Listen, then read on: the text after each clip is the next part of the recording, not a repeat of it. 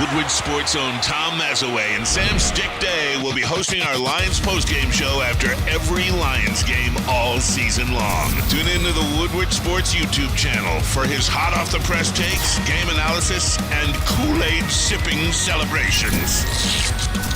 You won't want to miss it. Join Maz, Stick, and special guests each week immediately following every Lions game, exclusively on the WSN YouTube channel.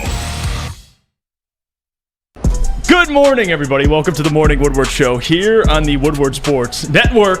It's Thursday, October 12th, and man, I'm fired up. A lot of Lions to get to today, breaking down some of the game this weekend. Some guests will be joining us, too. John Macroon, who does great work, Detroit Sports Podcast on Twitter, helps out with Sports Illustrated. He'll be joining the show at 8:30 to help us break down the game this weekend. And tons of other stuff as well surrounding the game. I want to talk more about Baker, because we had him in the thumbnail, and Ryan did a great job of that, putting that man in a trash can. We'll break that more down in depth at around 8:15. 8:45, I want to do something fun with everybody. Who's been the most impressive players? We'll do 3 from the Lions this season. 9 o'clock, we'll talk about Sam Laporta, Lagoda, as some would refer to him as. The legend. Rightfully so. We'll break him down in more in depth. Talk about the season he's having, compare him to some of the other tight ends in the NFL right now, because that man is leading all tight ends in receiving yards. Ooh. Yeah, we're here. And he's on pace for just under 1,000. So, I mean, if I would have told you before the draft that Sam Laporta at this point before the season had more receiving yards than Jordan Addison, oh jeez, what would you say? I would say, oh, interesting, and just let it continue. And no, it's actually real. It's happening. And then 9:16 after Sam Laporta, we'll talk Redwings, because we got a special, fill-in joining us, so graciously gifting us his presence from Big D Energy, BMG. Hey, boys. From the enemy lines. Yeah, from the other behind side. enemy lines. He is behind enemy lines. And we got to watch here, because Mike, I'm not calling you a rat, Mike, but I don't know what information you're going to feed Neil. I'm recording this whole episode, showing it to Neil. He's wearing a wire. All right. Yeah. I got the wire. You're wearing a wire. He's not wearing a wire. Yeah, you walk in with that Detroit City FC shirt, something's fishy. Something's fishy. My guy. But we got the crew as always. Sam Flannel, my partner in crime, as always, and then Lucas Klotz, a.k.a. the man, the myth, the legend in the TD booth. And by the way, special guest as well, Stick joining us from the chair. Oh, yeah. Shout out. He was on Big D Energy. He's been here all night. Ski mask on? Yeah, Stick's you feeling good? Yeah, Stick, he's locked in. He's locked in over there. So we got a full cast today. Steve-O Baby says, thank you, Jeff. Finally, Red Wings talk. Is that your burner mic, or what's going on? No burner. No, okay, all right. Herb Nash says, let's have a great show before Katz comes in and tries to piss all over everything. Steve-O Baby says, Lucas's first ballot Hall of Famer, Sam Laporta. Yes, sir. Justin from North Carolina says, we're going to expose the Bucks. And then Mike G says, Lucas Laporta. That's kind of catchy. Kind of. It's a little sus, too. But, okay. Yeah, you had 2 L's in your name. That's interesting. If you were Lucas Laporta. I would have it either way. There's a second letter of my last name's an L. A lot of L's, man. Not with Sam Laporta, though. You know what you do? You take 2 L's, flip them, W. Hey, that's fair. W. That's fair. Freddie Felt 313 says ball knower. There you go. But for right now, I do have some things I wanted to bring up before we get into like Lions discussions itself, and it does relate to the Lions. A little video came out. George Kittle kind of explaining that little flea flicker the 49ers did against the Dallas Cowboys that just erupted amongst Lions fans. Everybody saying they stole our play. Those frauds. Ben Johnson created this play from scratch and you stole it. Well, here's George Kittle speaking on the play itself. So when the Detroit tight end scored, I texted George. I'm like, did you see the flea flicker? He texted our tight end coach right away and said, we're going to do it better. Yeah, so we've had it installed since week 8 of last year. We just never called it. I'm watching Laporta play. Actually, I'm sitting there with my agent, who's also Sam's agent. He goes, oh, look, Sam just had his second touchdown. I'm like, yeah, we have that play in tonight. I hope we still call it, because, sometimes coaches see stuff like, oh, well, we can't call that now because they called that. And so I think George had more yards. I was very thankful that we did call, and I think I had 3 more yards on it, but Sam had what a day for that guy. What a rookie. Just balling out. I love the subtle, I got 3 more yards, but it was impressive. It was super impressive. You can't just slide. You got 3 more yards. He just sprinkled that. I was more surprised because I didn't know that George Kittle's agent is Sam Laporta's agent. Oh, yeah. So that was probably the only thing I took away where I was shocked by that. The play itself, I'm not surprised by it. I said this before. I think I tweeted it out too. It's a copycat league.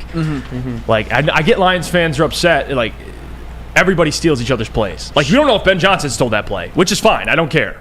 This is essentially every team in the NFL has similar plays. It's just different verbiage, and there's slight things that are tweaked and things that are a little different. But for the most part, guys have been stealing plays for the entire history of the NFL. That's just how it works. And George Kittle, great tight end, but the most impressive part to me is Sam Laporta executed it the same exact way. I mean, hey, I'll take that. Stealing plays or kind of copycatting other coaches and teams' plays is a tale as old as time. And you know what those plays had in common? They both worked to perfection. They both resulted in long touchdown catches for Sam Laporta and George Kittle, respectively.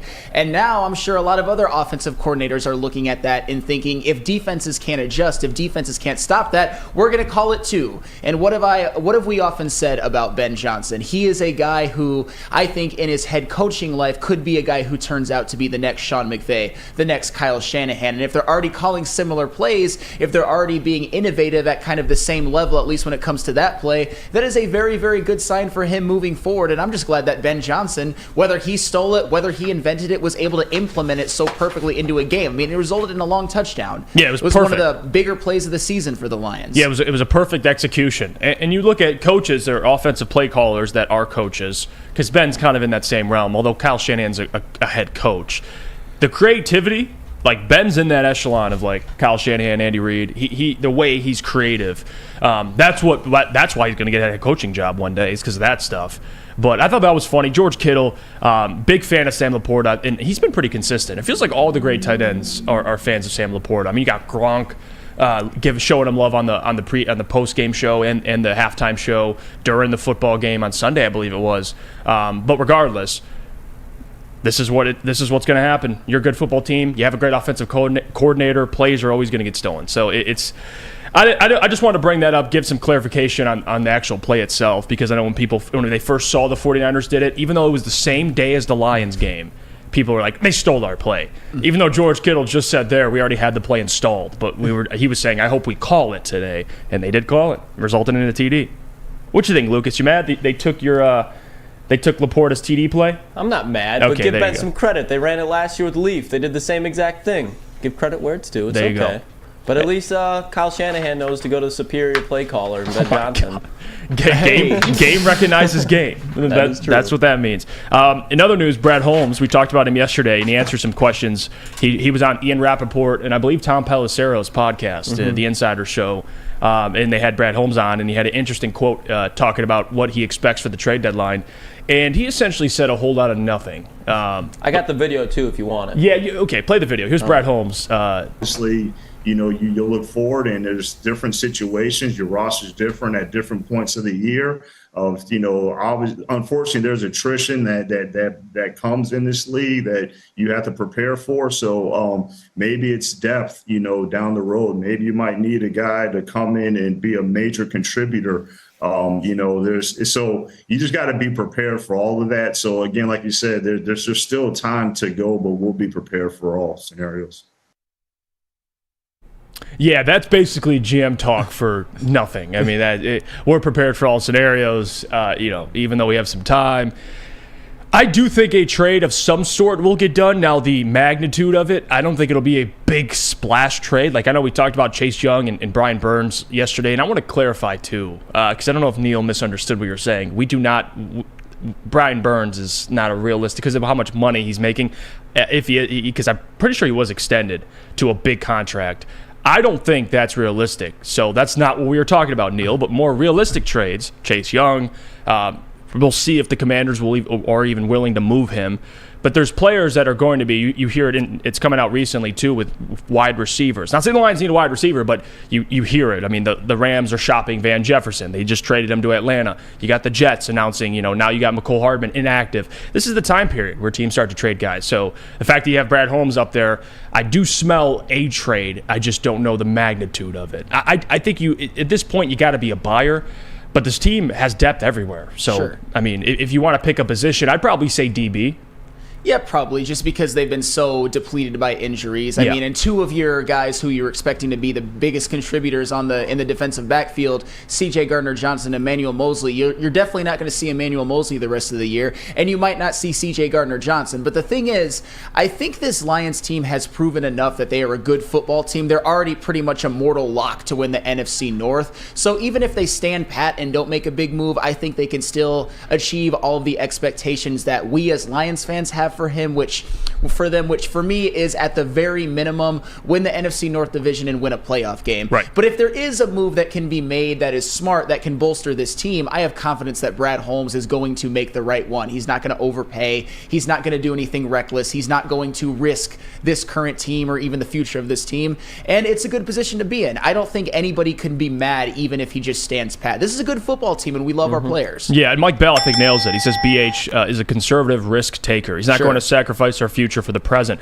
And that's fair because to Mike's point, like you said, Sam, and you just said it, they already have a lead in the NFC North. They don't have to make any trades, and they're probably going to win the NFC North. The question is does Brad feel like, hey, we can compete with the big dogs. We can go toe-to-toe with the 49ers and the Eagles, which I think right now they have a chance. But if you're competing against those two teams, and they're, again, you talk about depth, the 49ers are the definition of depth. They have it everywhere. So if you're trying to be in that category, then maybe Brad does find a way to upgrade some position group on this football team. But Lucas, what do you foresee happening with Brad? I mean, I know we know he's going to cook, but to what extent? How big's the dinner?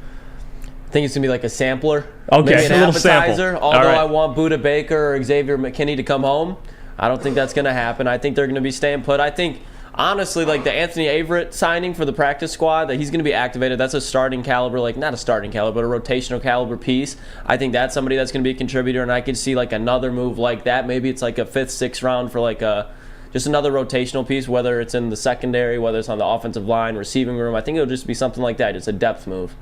What about you, Mike, for Brad Holmes? Any position group, you're like, if he does make a trade, we should do X. I would say the defensive line, you could always try to address that, but as Lucas said, I don't think he really goes for a home run type.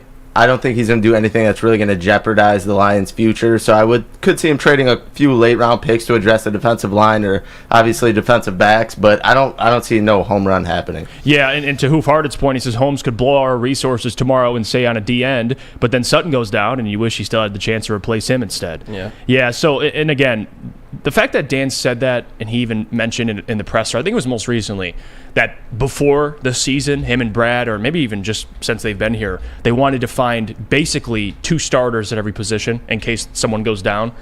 It's working at this point. So that ideology is coming and kind of flourishing right now. So we'll go to break when we get back. I do want to talk more about the injury updates, who's coming back potentially this week for the Lions, who's out. Dan talked yesterday to the media, and then we'll talk more are you confident the Lions can handle business this Sunday on the road? Because that game got moved up to 4:25. So, hey, you talk about being the new Lions or the brand new Lions. Well, this is another part of that. You're not. By the way, selfishly, I do like 1 o'clock games because our watch parties. You get up early, you come here and watch the 1 o'clock games. But I'm not mad. It means Lions are getting respect, and that's always a good thing. But first, I got to tell you about our friends over at Hamlin Pub because, guys, have you ever wanted to be at a bar where you're known as a regular? Hamlin Pub is just the place. Head to one of their 7 locations and experience where everyone's a regular, whether you're enjoying half-off pizza on Thursday or game day specials available on all Michigan sports days or NFL games. And Hamlin Pub is the place. Visit your location today and experience your new favorite pub for all things sports. Since the dawn of moving people, Chevrolet has led the way. The world of transportation is changing. At Feldman Chevrolet, we are leading the charge forward. With every electric vehicle, every mile traveled, one Feldman at a time. The company that puts more Chevys on Michigan roads is now the #1 name for Chevy electric vehicles. Now, coming to Woodward Sports, Woodward and Main Street, the Woodward Sports Network Detroit Lions show. Let's go! Catch Gabrielle D. Phillips, Matt Broder, and Terry Foster for all the latest news on your Detroit Lions every week. Only on the Woodward Sports Network YouTube channel and woodwardsports.com. Hey, this is Mr. Kearney, Chief Academic Officer, Academy of Warren, I want to welcome you to the brand new Field House. The state-of-the-art facility has a regulation basketball court, volleyball court, soccer field. It can be used for 7-on-7 football. Our K-8 academic features AM, PM, latchkey, small classroom sizes, Learning Street, futuristic media center, free breakfast and lunch, Houghton Mifflin curriculum, academic games, K-8 athletics, and more. Enroll today at academywarren.net. Join Woodward Sports and Long Drink live every home game for the official Lions VIP tailgate party. It's at Eastern Market in shed number 5, and it's always a bash. Starting at 9:30 a.m. until game time, the official Lions tailgate is back and better than ever. How would you like to pregame it with Woodward Sports and be treated like a VIP? Food, beverages, and entertainment all included. Get your tickets online at bullseyeeventgroup.com or win some from Woodward Sports today. Just subscribe to our YouTube, follow us on IG, and direct message Lions VIP. We're back. It's the Morning Woodward Show here on the Woodward Sports Network. Thank you guys for tuning in. If you could do me a favor, hit the like button on the stream. It does support us a ton and the network. Another thing is, too, if you missed the show live, you can always go back and re-listen any podcast platform you get your podcast. Morning Woodward Show. Leave a 5-star review because, it helps us a ton. We appreciate you guys. Let's get into more of this game this Sunday and maybe some things behind it, storylines behind it, meaning injuries. And I want to give out some injury updates. Dan kind of spoke to the media. Jahmyr Gibbs, day-to-day.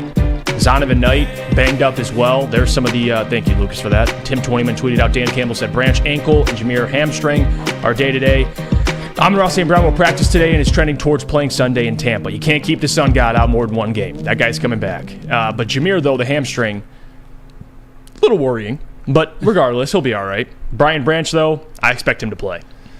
Ankle injuries, at least typically, he should be all right. And this is honestly a team that you want these guys healthy for, the Buccaneers. They're not a Super Bowl contender, Sam, but they're a pretty good football team. Oh, I mean, they're if whoever wins this game has control of the 3 seed in the NFC, which is crazy coming into the year that the Tampa Bay Buccaneers are actually kind of a threat. When it comes to this game in particular, there's actually an injury on the Tampa Bay Buccaneers, which I think is exponentially bigger than any one that could be on the Lions, because I saw on that, thank you for pulling that up, Mike Evans has a hamstring and he's not practicing. Ooh. That, to me, if Mike Evans is out for the Tampa Bay Buccaneers, it would be a huge advantage. It would be a much bigger loss for them than even a Brian Branch or Jahmyr Gibbs, who might play anyway, would be for the Detroit Lions. Because if you look at the Tampa Bay Buccaneers, Mike Evans is just having another Mike Evans season, on pace for one of the best years of his career.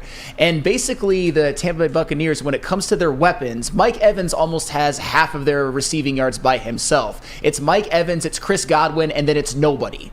That's basically what it's been. Look at the numbers. I think their third is Cade Otton or whatever his name is. Cole Otton. Cole Otton. Did I call him Cade Otton? I mean, it doesn't matter. So potato. Well, yeah. So imagine this. Imagine if Brian Branch plays, and Brian Branch has been their best defensive back this season. If Brian Branch plays and Mike Evans doesn't, right, there's still, even though it's at Tampa Bay, even though Tampa Bay is better than we thought they would be, there's still no excuse to lose that game.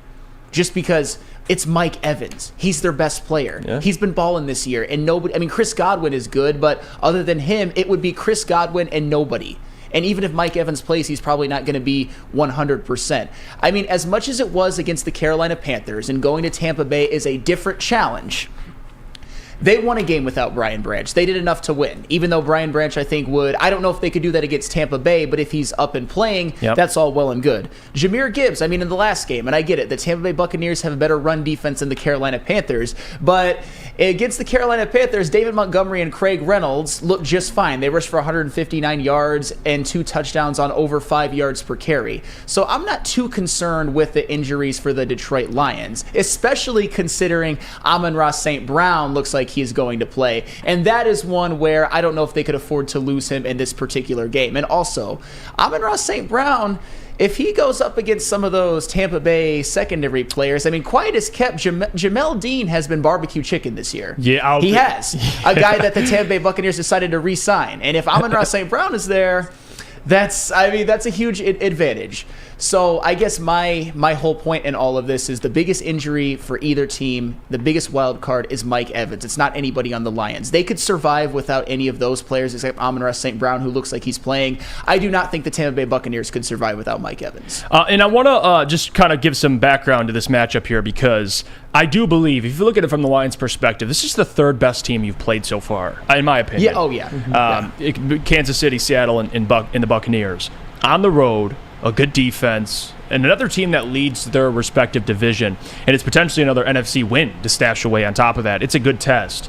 And speaking of tests, you know what I thought about last night? I tried to make a comparison of this game. And the first thing I came up about, at least for this game, speaking of tests, think of this game for the Lions as the Bucs being a diamond tester, okay? And the Lions are this shiny, sparkling, beautiful diamond. And it's been 32 years, roughly, since you've seen a diamond like this. But here's the thing. We're going to find out if these diamonds are real. And I don't think this is the end-all be-all. It's not a playoff game, but it's a good test. We're going to find out if these diamonds are the diamonds we think they are, the shiny, bright diamonds, because we have not seen diamonds like this in a long time.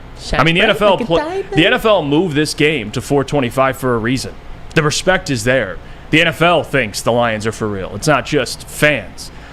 And you don't want to let them down. You got two good teams. You're on the road in Tampa.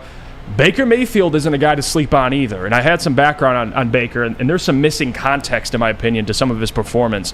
He's having a career year. I don't want to take that away from him. He's 6th in QBR with the highest completion percentage. He's almost throwing 70% from a completion percentage in his career, which is highest by like 6%. And on top of that, he shouldn't be taken lightly. But if you look at some of the context and who he's played, like, let's examine his season, shall we? Please. Shall we go through it? He had 2 great games against the Vikings and the Bears. Bears ranked 29th in total yards allowed. Vikings ranked 19th in total yards allowed. He actually had a good game in the season opener against the New Orleans Saints, who are 4th in yards allowed. So it's a good defense. But again, it's season opener, no film on Tampa. No film on Baker in Tampa. So again, the Saints were a good test. Look at the other test he had. Philadelphia at home. Crap the bed. And you look at the game he played the team didn't really play well to begin with, but Baker, we'll just look at him. 15 of 25, a $146, a TD, and a pick. He took 2 sacks, had a 73.1 passer rating, and a 30 QBR. So the point I'm making is this. Baker's having a great year so far, but who is it against? Some of his best games were against teams that are back half of the NFL in yards allowed. So if the Lions are the defense we think they are, and by the way, that was with Mike Evans and Chris Godwin in that Eagles game. They were healthy. Still, they got whooped down by the Eagles. They couldn't run the ball.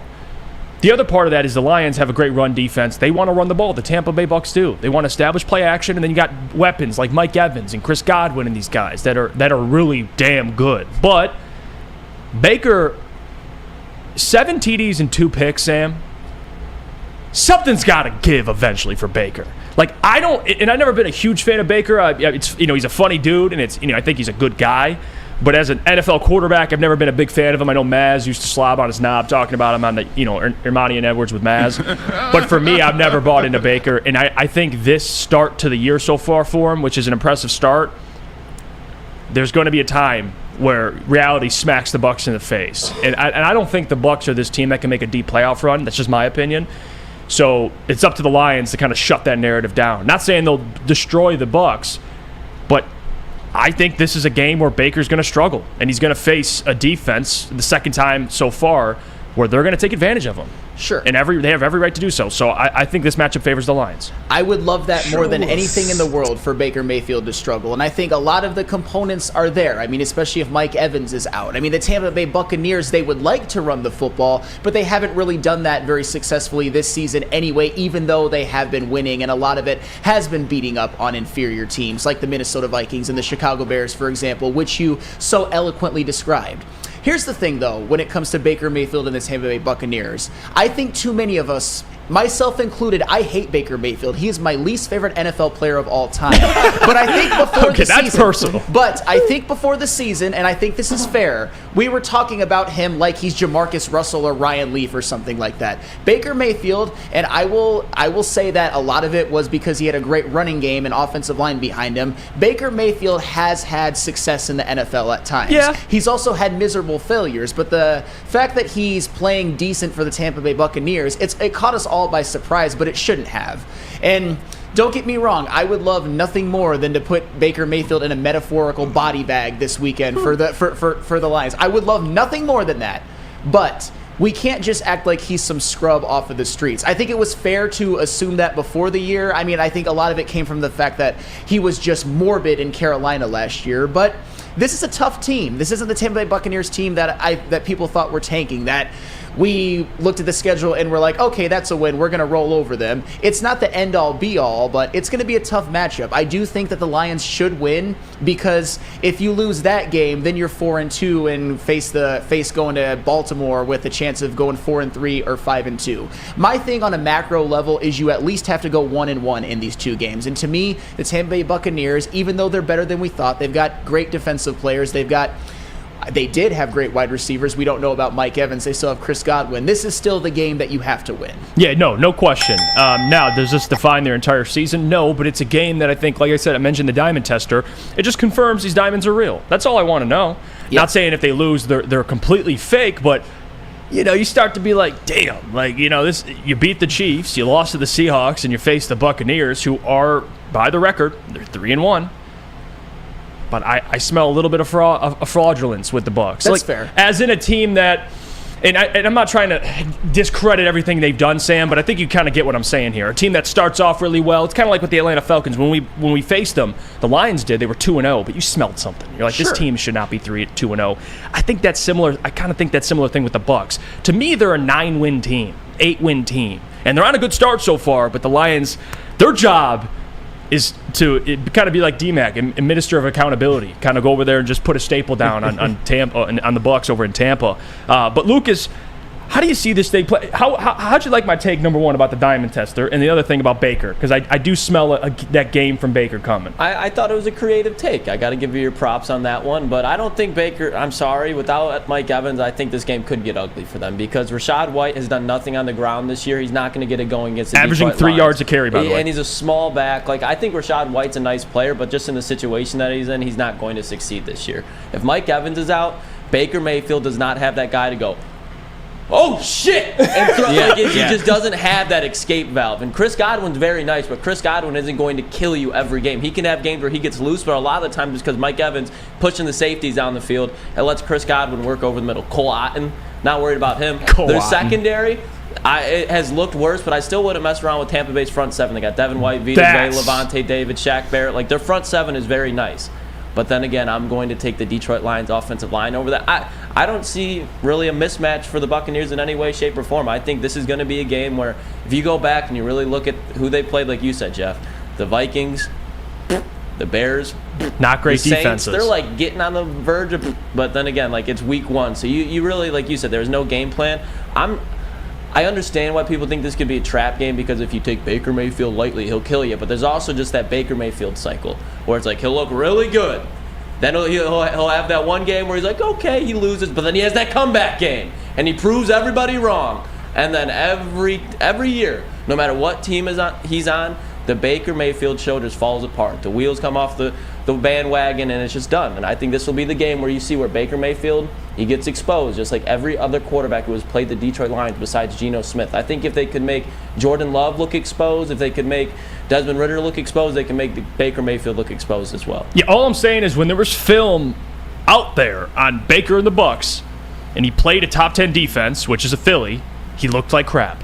So that's my point. He played New Orleans week one, but New Orleans is a good defense right now, but that week one games are kind of, it's like when the Lions beat the Chiefs. You don't really know what to expect. It's week one when things start to heat up and you get film on Baker. He didn't look great against the Eagles. Another thing, too, this Lions defense is not the defense of last year, everybody. No. This is a very different defense, and Baker and the Bucs are going to find that out. I'm sure they know that.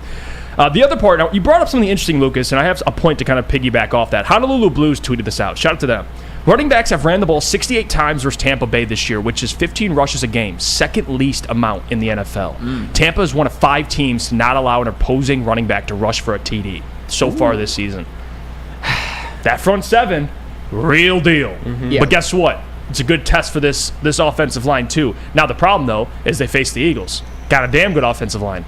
Didn't rush for a TD. So, it's going to be a good test. I think the Lions need this. They do. They have to be tested more offensively, and I think they'll rise above the occasion. I mean, I understand the whole not rushing for a TD thing, but didn't DeAndre Swift go off in that game and just didn't get a touchdown? The Tampa Bay Buccaneers front 7, as you mentioned, is not something to sleep on. I mean, Vita Vea, Devin White, Levante David, all of those guys. Those are 3 guys who you could maybe see. Okay, I'm not going to call them Hall of Famers, but they're very good perennial Pro Bowl, All-Pro type players. So you can't mess with them, but I'm not going to look too much. Rushing touchdowns sometimes can be more random than anything. It's not like nobody's ever gotten loose against them. They do have a good rushing defense. I believe they're top 10, but their rush defense is as good as the Lions' run defense.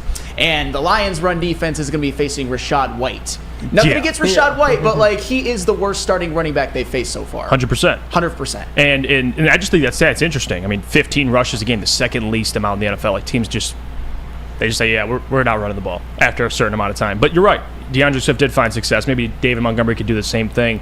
We're going to go to break. When we come back, we'll have John on. Well, speaking of this game, we'll ask him more about what does he expect and much more. But first, Sam, I got to hear about our friends over from Cintron, of course. How would you like to win a $100,000 Vegas getaway? Take your friends and live it up in the city that never sleeps. It's the Cintron Energy. Drink it and live it. Purchase a 24-pack today and enter to win. Register at drinkcintron.com/Vegas and buy Cintron at your local Meijer store. Cintron, the healthier energy drink with great taste.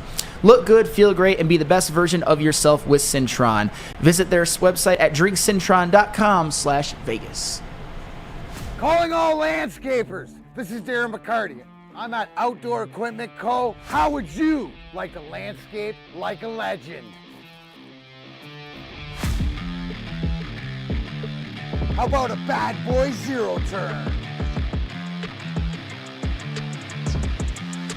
And even a chainsaw.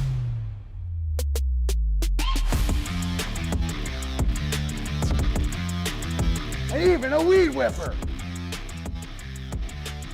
So register today at OutdoorEquipCo.com, and even you could have DMAC on your landscaping crew. Woodward Sports' own Tom Mazaway and Sam Stick Day will be hosting our Lions postgame show after every Lions game all season long. Tune into the Woodward Sports YouTube channel for his hot-off-the-press takes, game analysis, and Kool-Aid sipping celebrations. You won't want to miss it. Join Maz, Stick, and special guests each week immediately following every Lions game, exclusively on the WSN YouTube channel. Your home is your most important asset. Flexibility in the sales process is key. When you work with Mark White & Associates, you can cancel at any time, for any reason, without penalty. Speaking of flexibility, check this out. Who you work with matters. Hire the best broker in the game.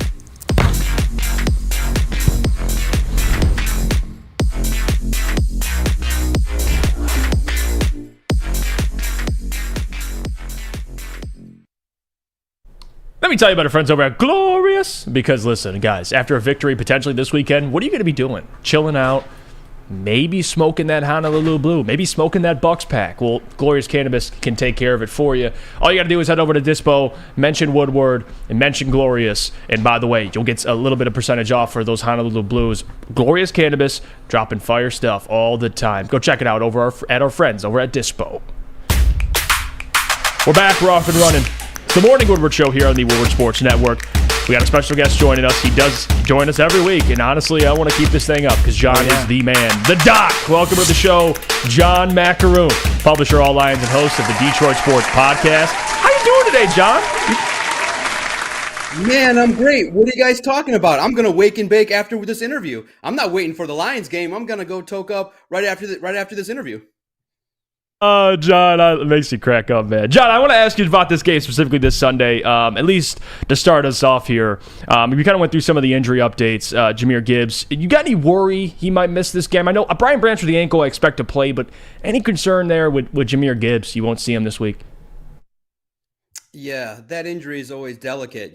Dan Campbell told reporters he's day to day, and we didn't get a chance to see him out there the first day of practice. I'm going to head out there a little bit later this morning to see in terms of his practice participation. You look at, and it was real interesting too, because last evening I was watching the Brad Holmes interview and kind of watching some things about the Lions on YouTube, and the Inside the Den popped up when they were talking about Jahmyr Gibbs, and they were talking about him as this offensive weapon, this guy that can elude tackles, how they can use him quickly and how they can use him to be a wide receiver, and it just hasn't happened yet. And I look at this Lions team, and you look at it conceptually, it's a team full of grinders, guys like Amon-Ra St. Brown, who was overlooked, guys like Josh Reynolds, who was told that he was a back burner guy, would never do anything, and David Montgomery, who wasn't a first-round pick, a grinder. And then you look at the home run swings that the Lions have tried to take with Jahmyr Gibbs and Jamison Williams, and it just hasn't happened yet. I do expect that they will play better for the Lions team, but it's just been real interesting that the upper echelon, high-end talent that is supposed to produce at a high level, it just hasn't happened yet for the Lions. So while it may be concerning if he doesn't get out on the field, the Lions don't need him. The offense is purring. The offense is playing very well, led by David Montgomery. It would just be nice when Jahmyr Gibbs does come for him to have a little bit more of that explosiveness. He's a rookie, but I think him and Jamison Williams can do more to help this team and to help out the offense. And you said some stuff that when I say I get called a hater, I mean, good thing they picked them both at number 12 overall. But anywho, it's all well and good because they are winning and they are doing just fine. Speaking of potentially winning, John, is there a matchup between the Tampa Bay Buccaneers and Detroit Lions, whether individual or kind of team position-wise, that you think the Lions can exploit this weekend? Absolutely. I do think that, I was listening a little bit earlier, I do think that the Lions can run the ball effectively. You said it. You looked at it and you said that, yes, the Tampa Bay rush defense is doing okay, but at the same time, DeAndre Swift had an opportunity to rush for 130 yards, and I do think that the Lions are going to look offensively to pound the rock, and I do think they're going to be successful. The Lions' offensive line has been stellar when you look at it, given the fact that they've been nicked up here and there, but collectively that unit has delivered. And you see the likes now of David Montgomery, who is somebody that you can give the football to 30 times and he gets stronger.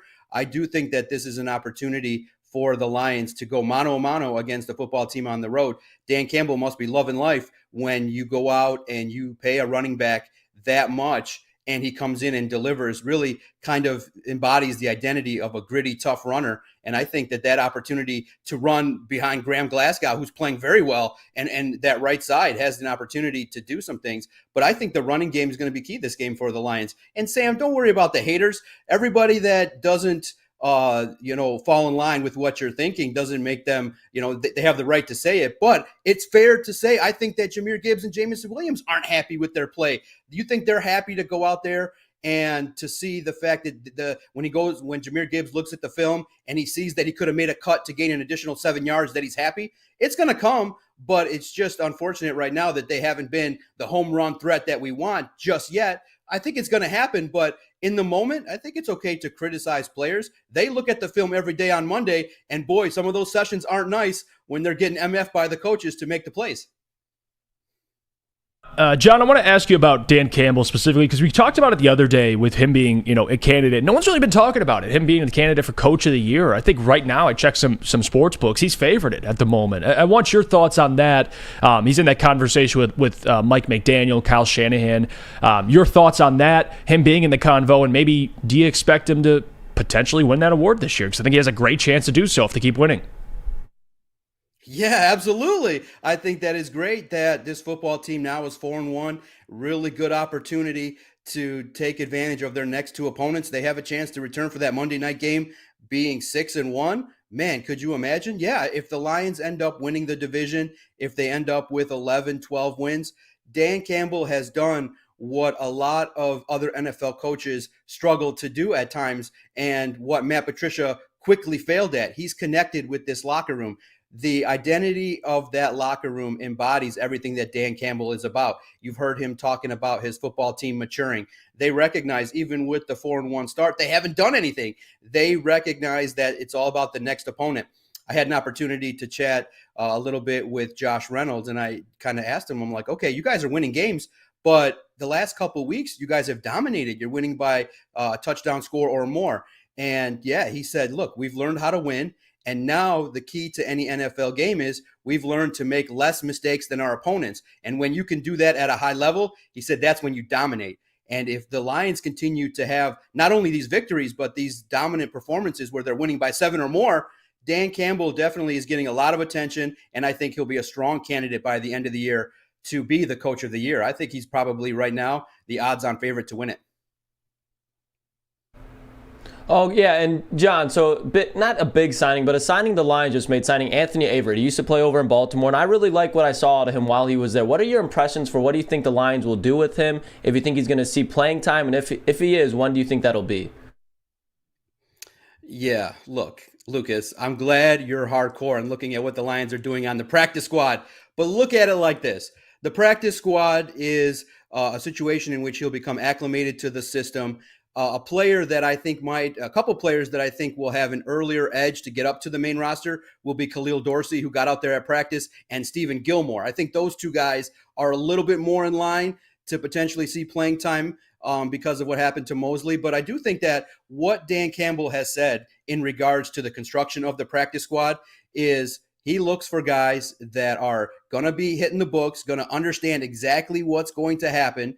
And then when it's time to call their number, they get out there and they're one play away. And you've seen opportunities for guys from the practice squad to get up there and contribute. But early on, it might take a couple weeks here and there to acclimate to everything going on. Yeah, could he be a call-up, in the coming weeks? It's a potential, but I think that a couple guys are a little bit ahead of him. You always like veterans that have played in the league and things like that. But I think that right now the status quo is pretty decent. And you realize, depth at defensive back, you can't afford too many more situations when you got with the secondary right now. It's looking a little bit thinner, but hopefully Brian Branch is on his track to return. We saw him out there a little bit working out with trainers, but it's interesting to see how how the Lions, when they go out and get these players, they have been able to come out and step on the field and contribute. John, so I got to kind of look at this from the other way as well. The Tampa Bay Buccaneers, believe it or not, could be a tough matchup. I mean, they're both division leaders, and this game will decide who is currently the 3 seed in the NFC. Who would have thought that would happen, right? It's crazy how it all plays out on the field. So is there any particular player or position group or matchup that you think could give the Lions trouble?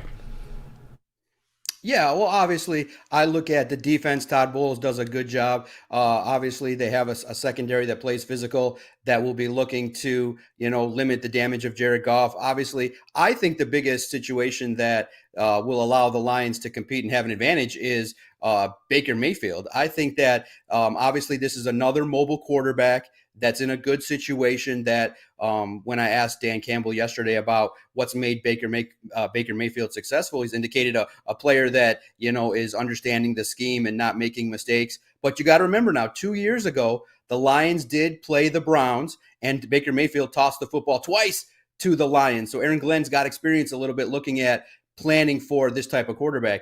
Basically, it's going to be very much like we've seen the last couple of weeks. If you can pressure Baker Mayfield, if you can allow him to kind of be very uncomfortable. I see a couple turnovers coming the Lions' way. I see a lot of pressure. I see Baker Mayfield running for his life this week and an opportunity for the Lions to get a couple extra possessions. But I think the Tampa Bay, what they bring to the table is they do everything well. They just don't exceed. They're not expertise. They don't have expertise in one specific area. I think that they're a good football team, but the Lions have a lot more high-end talent that can make more explosive plays and grind them out. So I think that, yes, it's going to be a good contest, competitive, but this one favors the Lions in a lot of ways. John, one storyline that I've been trying to follow, but we really don't have all the answers to it, and I don't think it's a big deal, but just in your opinion, because it's something that people want to know, is Broderick Martin. What's going on with him? Is it the are they happy with his development? Is there still plenty of things for him to learn? Kind of what's the storyline with Broderick? Although the Lions defense doesn't really need him at the moment. They're, one of the best run defenses in the NFL. But just an update on Broderick Martin. Absolutely. I was hoping to get that question fired off, but there was a lot of information that Dan Campbell talked about on Wednesday. Hopefully we'll get a little bit more specifics from the coaches maybe today on Thursday. But I look at it like how they've talked about this young player. He's raw, meaning that he needs a little bit more development to get the intricacies of what's going on. And you look at how the Lions view young players. Sometimes there are players that you take early on that you expect to step in and contribute. Others you can potentially take on to develop and store them away and let them learn. Broderick, I think, is developing. I think, man, how great is it for any defensive lineman to match up day in, day out against the Lions offensive line? You're going to sharpen your teeth pretty quickly. But when you look at it, he's got a tough hill to climb in terms of the depth chart because there's two veterans that are reliable in Isaiah Buggs and Benito Jones. So it makes it just tougher for him to see the field. And the Lions, what they do is they don't let you learn on the field. They want players to go out there in practice and make sure that they understand exactly what's expected of them day in, day out. And when the coaching staff led by Aaron Glenn and Dan Campbell feel like, okay, if we call your number and it's time for you to deliver, you're going to be comfortable. And they don't want an individual going out there and in live game action and struggling. So I think it's good. There's an opportunity. And I know it's tough when you see a draft pick kind of developing and being inactive, but the Lions can afford to do that. And that's the benefits of having a front office that can stock a team with a nice balance of veterans and young players. You got a couple young developing players, and one of the biggest positions is at quarterback. You literally are stocking a quarterback. When do you hear the word redshirt year for a quarterback? It's tough, and I think that's an interesting look at the Lions too in regards to how they've been talking about Jamison Williams and Jahmyr Gibbs, in that they're patient. They are not going to force feed anybody. They want you to prove that you can accomplish what you need to on the practice field, and when you can be reliable and dependable, you'll get the rock and you'll get game time, playing time in NFL action.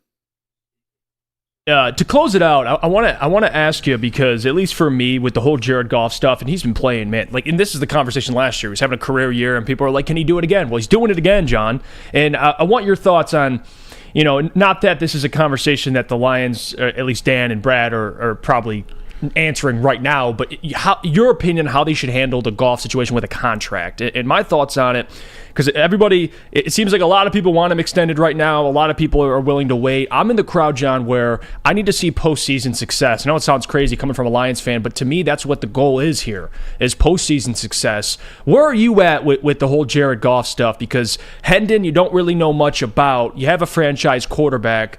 How do you think the Lions should approach his contract going forward? Should they wait, or do you think it's better to get a deal done sooner than later? Because like people say, yesterday's price is not today's price. Yeah, absolutely. Trying to get me in trouble with the Jared Goff take. Look, I look at what Brad Holmes said, and he talked about how everybody's narrative was lazy about Jared Goff being a bridge quarterback. Well, I don't think it was a lazy narrative. I think that when an NFL coach decides to move on from a franchise passer and brings on what they consider an upgrade, and then they go on to win the Super Bowl, what does that indicate? Yeah, I think Jared Goff can win a lot of regular season games for you. He's a solid quarterback, very much a veteran leader, a player that can exceed at the highest levels. But you're absolutely right. In Detroit, if you're going to fork out $50 million a year, you need to see him when the moment's tough. So how do I want to see it play out?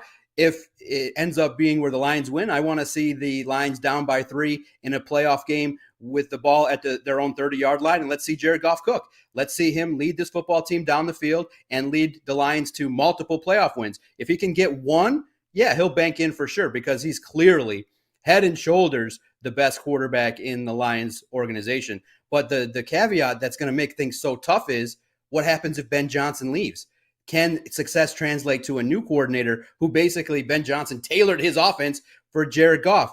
Goff has limitations. I think that good defensive teams can pressure Goff and make him look a little bit more uncomfortable and bring him down to earth. You saw that little bit of stretch this last couple of weeks where he was throwing interceptions when he was pressured a little bit more. So Goff has a lot to prove. He's got, I think, one of the biggest reasons, and I think one of the greatest chips on his shoulders in the entire state of Michigan, being that if he can succeed, if he can take this football team to the next level and win playoff games, you have to bank the Brinks truck up. Brad Holmes loves him. He definitely defends him all the time, and he's not going to shy away from paying him. But the caveat, Jeff, you're absolutely right. Bring the Lions playoff wins. Regular season success is great. We all expect it. We're all happy to see it. But he's done that before. He's taken teams to the Super Bowl and had some success, even played injured in the playoffs.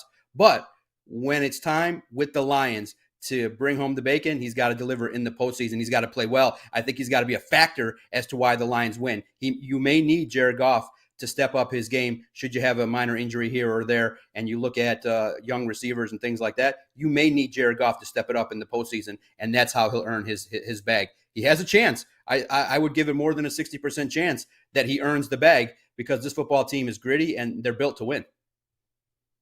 Look at that. Good stuff. Good stuff, John. Appreciate you. Again, you can find John. He's the publisher of All Lions and the host of the Detroit Sports Podcast. And John, this has been a staple segment every single week, man. We got to get you on more often. We appreciate you.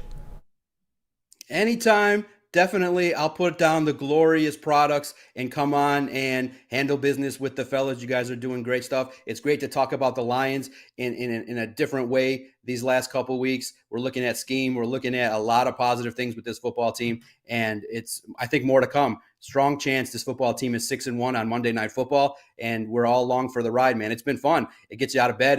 I'm excited to go down and check out practice again Thursday, hanging out with Broder, shooting the crap with him. It's been great, and I really do appreciate you guys giving me the platform to talk and letting me stay in the chat room because the fellas there are great. You guys got a nice following. Oh, anytime, John. You're always welcome. That is John Macaroon, the one, the only, the doc, the man, the myth, the legend. We'll be having him on a lot more as Lions games kind of get through here. So, again, you can find John. I want to give him more of a shout-out here. Again, if you're on Lions Twitter, you know exactly who John is. He's always in the chat. He's a real one. Let's go to break. When we come back, we'll get into a segment that I've been kind of excited for. That's naming your 3 most impressive players. Not most important, most impressive. Who's impressed you? We're going to go through 3. Me and Sam have a list. Lucas will shred us or agree with us, and he'll bring up some players of his own. But first, I got to tell you about our friends over at Planet Fitness. Because, guys, Planet Fitness is the home of the judgment-free zone where anybody, we mean anybody, can feel comfortable and work on their fitness goals. I mean, Ali McNeil got in here. Look how good he looks. Planet Fitness, you'll experience a squeaky clean gym. It's got tons of equipment, full-body workout in just 30 minutes. All memberships include fitness training. You'll get all of this for just $1 down. $10 a month, no commitment. Now through October 13th, $1 down, $10 a month, and no commitment at our friends over at Planet Fitness.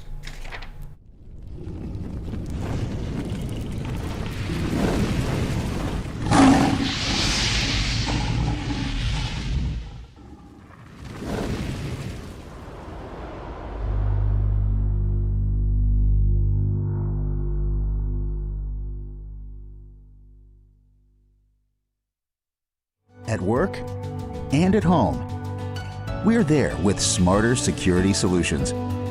Featuring complete automation with customized alerts and more. For over 90 years, we've been the company that's been counted on to protect what matters most, all with personalized service and care. Right now, for a limited time, receive a free video device plus free installation with a new home system. Guardian Alarm. We protect Michigan. Brace yourselves, Detroit. As the sun begins to set, 2 of Woodward Sports' brightest young stars will be taking the mic for a brand new show. Woodward Nights with Spooner and Broder. The dog days in Detroit are over, and the boys are unleashed. Join in on the banter and hop on the bandwagon of the #1 night show on the internet. Tune in to the Woodward Sports YouTube channel every weeknight from 8 to 10 p.m. Woodward Nights with Spooner and Broder. Brand new state-of-the-art Sports Dome Field House that has a regulation basketball court, volleyball court, and soccer field, which also can be used for 7-on-7 football. They have great features, like I said, free breakfast and lunch, learning streets, small classroom sizes, and much more. All you got to do is enroll your child today at theacademyofwarren.net. Let's get into our 3 most important players, or not most important players, excuse me, most impressive players. It's not the most important players, the most impressive. We're going to name some players that maybe have impressed us more than others. And maybe we should we go, you give your 3 or we go 1 and 1? Well, how do you want to do this, Sam? I mean, I could do 1 and 1. Okay, let's do it. I'll start with you, Sam. Give me your one. No order. Sure. No order, but give me a player who's been the most impressive this season. All right, so there's going to be a theme to mine. Guys who have had glow-ups from last year, who have made big leaps and had huge contributions to this team being as good as they are. And of course, I got to start with Aiden Hutchinson. He did the patented Defensive Rookie of the Year caliber season to Defensive Player of the Year caliber season in his second year. He leads the NFL in quarterback pressures, which is insane, and he is on pace for 119 pressures, 15 sacks, 14 tackles for loss, 27 quarterback hits, and 3 interceptions. To me, if he does that, no matter what else anybody else does, he could be Defensive Player of the Year this year. So Aiden Hutchinson, of course, has been impressive, and to me, the best overall player on this team. Now, for my player, and I went a different route with this because I kind of like you, Sam, went from guys last year to this year, guys who are having career years or on pace to have career years. The first one, I'm starting with him, Josh Reynolds. Talk about what he's done this year. He's on pace for just under 1,000 yards, which is more yards than he's ever had in his entire career by at least 300. He had 600 with the Rams in 2020, and he has not cleared 500 with Detroit. He's going to hit that this year, being a big part of this passing offense. And Josh Reynolds is old reliable. What do they call him? Steady Eddie, I think Ben Johnson refers to him as. He can make any catch. He can run any route. And Jared Goff and him, their connection is the best it's ever been through both of their respective careers. And I think Josh Reynolds is playing the best football of his entire career. So for me, I'm going to go with Josh Reynolds. What about you, Lucas? For number 1 or just in any order? Any order. We're just naming guys. Alex Anzalone, man. Okay. The amount of disrespect that he's gotten, and I'll open to it. Like, I was one of those guys that's like, all right, we're really re-signing Anzo. Like, I was okay with it, but I wasn't jumping up and down about it. The fact that he's playing this way has transformed how this defense looks, in my opinion. The fact that he's being able to play consistently is why I think Derek Barnes has been able to play so good, why they're able to move Jack Campbell on the edge and kind of develop him as an overall linebacker. So I think Alex Anzalone, just watching the film, you're like, he's just flying around, he's making plays every fucking week. You're like, who is this Alex Anzalone? I'm glad you brought up Alex Anzalone. He needs his flowers, No, man. it's actually a great one because I don't know if you had Alex, and we'll get to it, but I did not, and that's another guy that I think would be like an honorable mention. He's having a career year on track too, but Sam, talk to me. Who do you got? I didn't have Alex Anzalone either, but I don't have a problem with him being on your list, Lucas, because he deserves his flowers because he has played very, very well. I also had Josh Reynolds. I'm going to get to him now, kind of piggyback off of what you said. Josh Reynolds this year has looked like a true number 2 wide receiver to Amon-Ra St. Brown's number 1. And one of the telltale signs of that was how well he stepped up in the game where Amon-Ra St. Brown was out. Josh Reynolds has led this team in receiving yards in 3 out of their 5 games. Josh Reynolds leads this team in yards per catch by a mile at 18.2, which means that he has made some of the biggest plays for this team on this season. Josh Reynolds, every single time he gets thrown the ball, he makes a big play. And you know how I know that? This is probably the most staggering stat about Josh Reynolds, who also, by the way, is tied for the team lead in receiving touchdowns with Sam Laporta with 3. Every single one of Josh Reynolds' 16 receptions has either been a first down or a touchdown.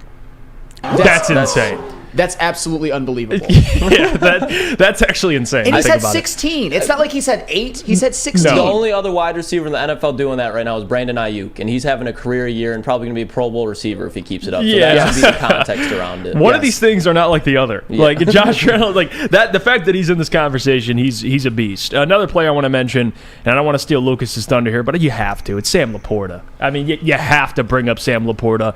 He's the second tight end in NFL history and the first since 1975 to total at least 275 receiving yards and 3 touchdowns through the first 5 games of his career. He's been special. He's first in yards among tight ends, and he's 4th in receptions. I mean, guys, what Laporta is doing, and we're going to get to a more, I mean, we'll get to the Laporta, I got to watch what I say here, but we're going to show him love. I want to make that sound the least sus. We're going to show him love next segment, and I can't wait for that. But I have to. You cannot have a list of the most impressive players if you do not mention Sam Laporta.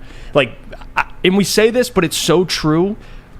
When a rookie tight end, no other tight end in the league right now is doing this. And Kyle Pitts had 1,000 his rookie year. Yeah. But those guys don't come around often. Like Sam Laporta's on track to have just under 1,000 if everything goes as it's been going, and that's not including a big breakout game. He could have over 100 yards. Sam Laporta's that guy.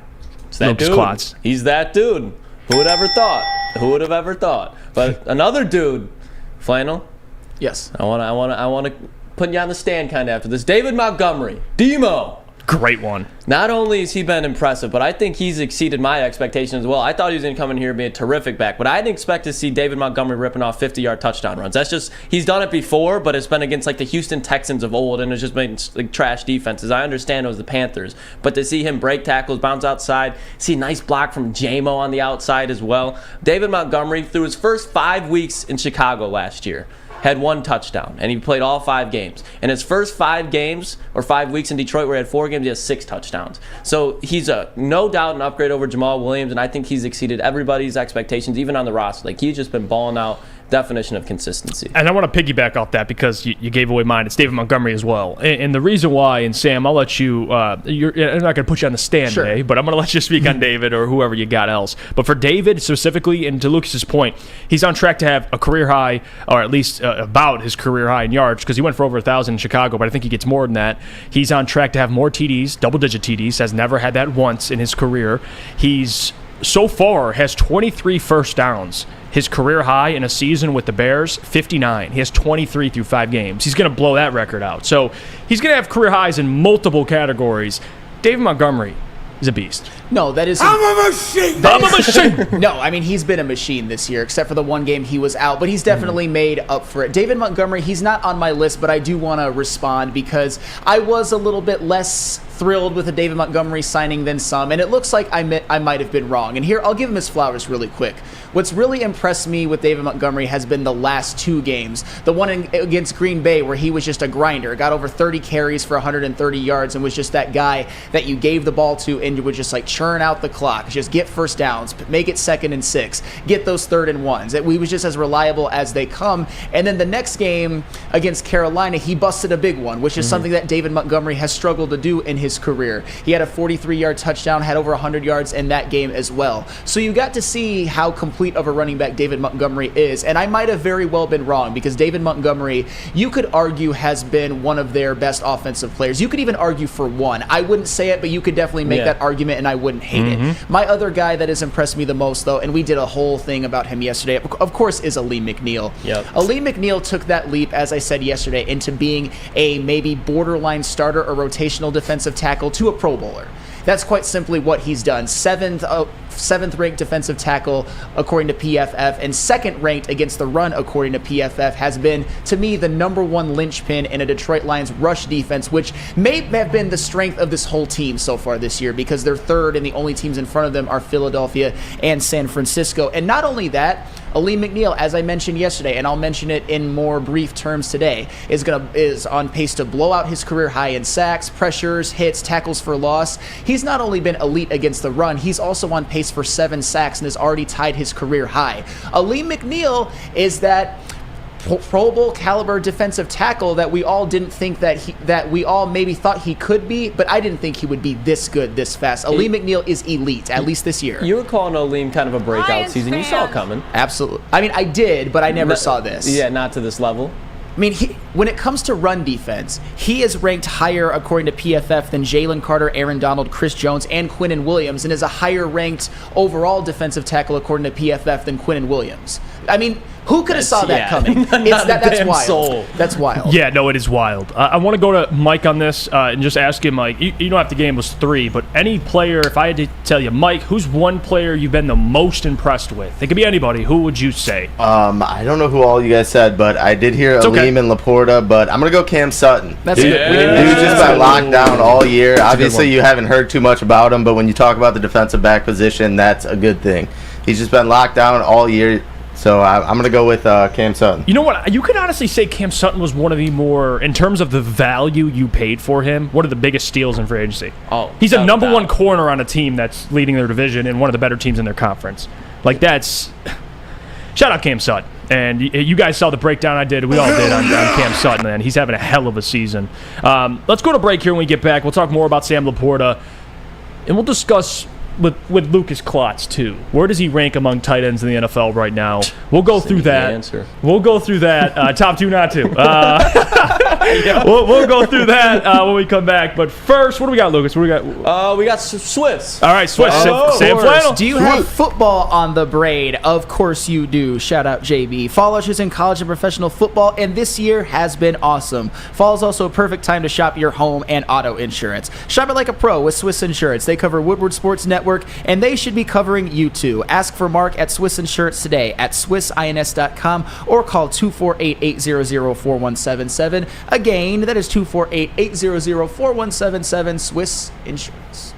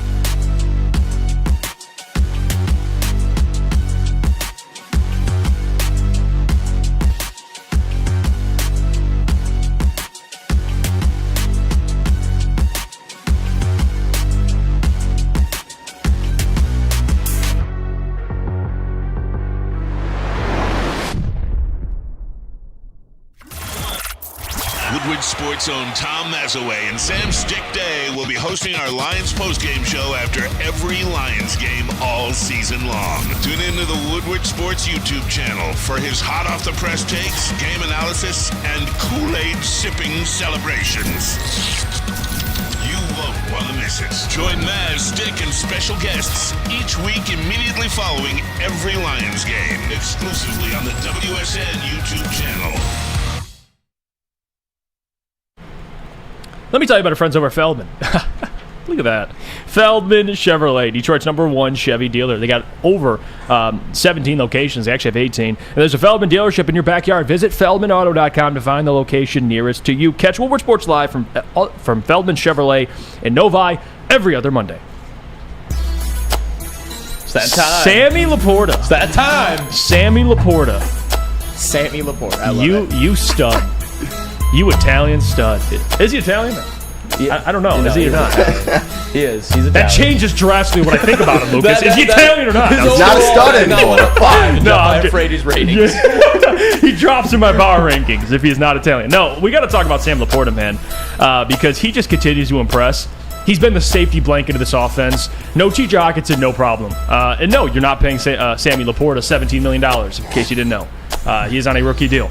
Now, the question I have for the people and for everybody in this room is, and by the way, before we get into it, Todd Bowles spoke on Sam Laporta too, and he had some interesting things to say, and his quote was this: he's tough, he doesn't play like a rookie, he plays like a 6-year pro. He can block very well, he runs routes like wideouts, he has great hands, and he's got good run after the catch.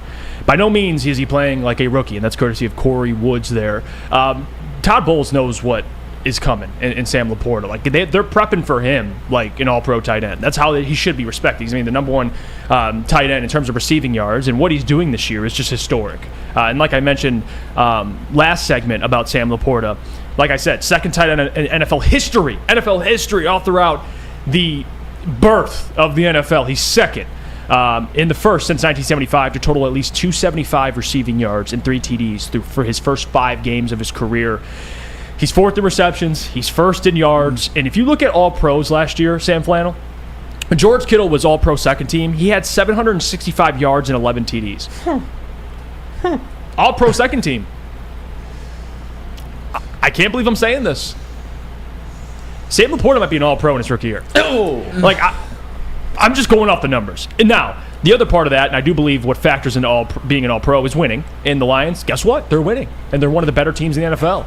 And if they keep winning, and Sam Laporta keeps producing, how do you not give this guy an all-pro? He's going to have this. He's going to have 800, 900 yards, maybe close to double-digit TDs. To me, that's a Pro Bowl at the very minimum.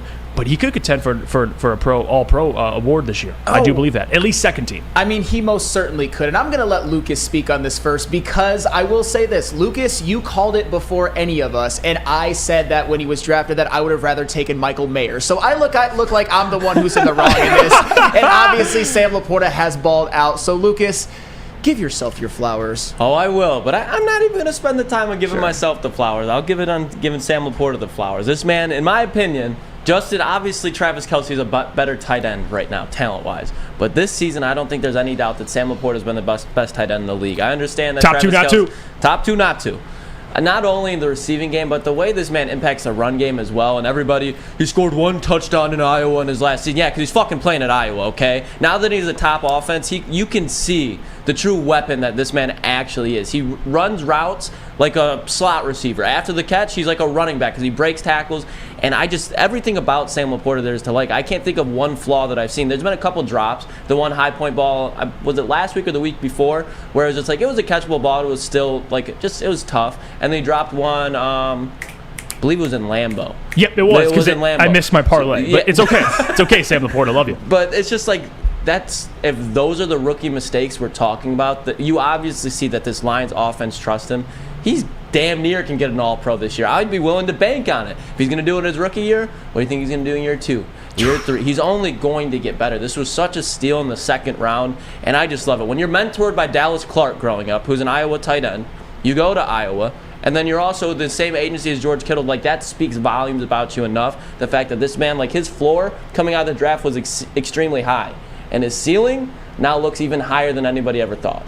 Yeah, this isn't Michael Jordan. The ceiling is not the roof. I think it's much higher than that for Sam Laporta. And, yeah, well, that's arguable, but we'll save it for another day, Michael, BMG.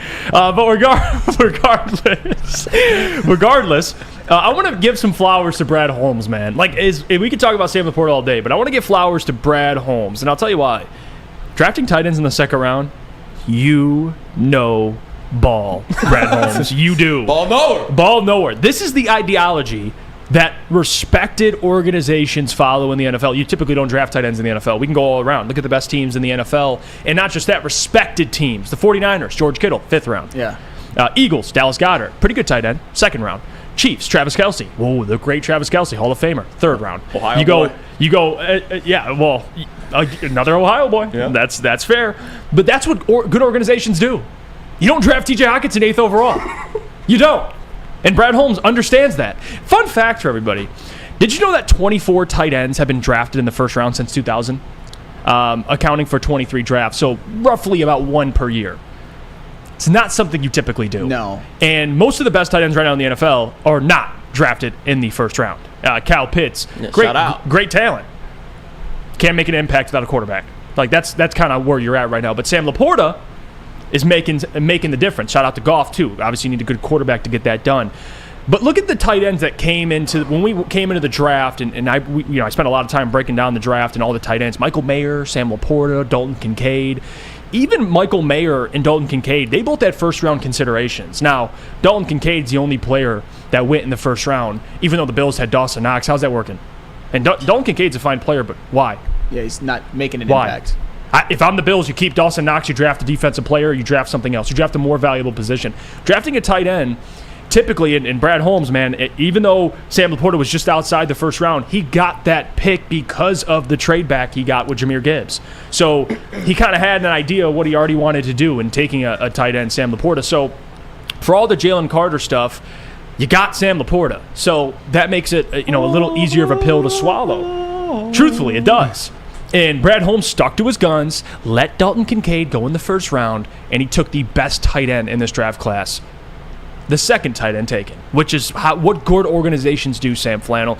It's not all about positional value, but positional value does matter to some extent. Oh, yeah. And taking tight ends in the first round is not the way to go. And I'm glad Brad Holmes gets it. I am. Yeah, and Sam Laporta, quite simply, if the season ended today, Sam Laporta would be first-team All-Pro as a tight end, as a rookie, no question about it. Because if we're just talking about this year, Sam Laporta has been the best tight end in the NFL, and he's put up the best numbers. I mean, he's first in receiving yards amongst all tight ends, which is absolutely staggering. Nobody could have foreseen this coming. I mean, he has 289, and the next closest is Evan Ingram with 260. And 3 out of the top 5 have 0 touchdowns, and Sam Laporta has 3. Speaking of touchdowns, he's tied for the most touchdown catches amongst tight ends with Mark Andrews, George Kittle, and Travis Kelce, and all of those guys have less yards than Sam Laporta, which is absolutely incredible. And one thing about Laporta that has really impressed me, and Lucas, you first saw this before the draft, and we all kind of saw this when we watched his film. Sam Laporta has the flair for the big play. In terms of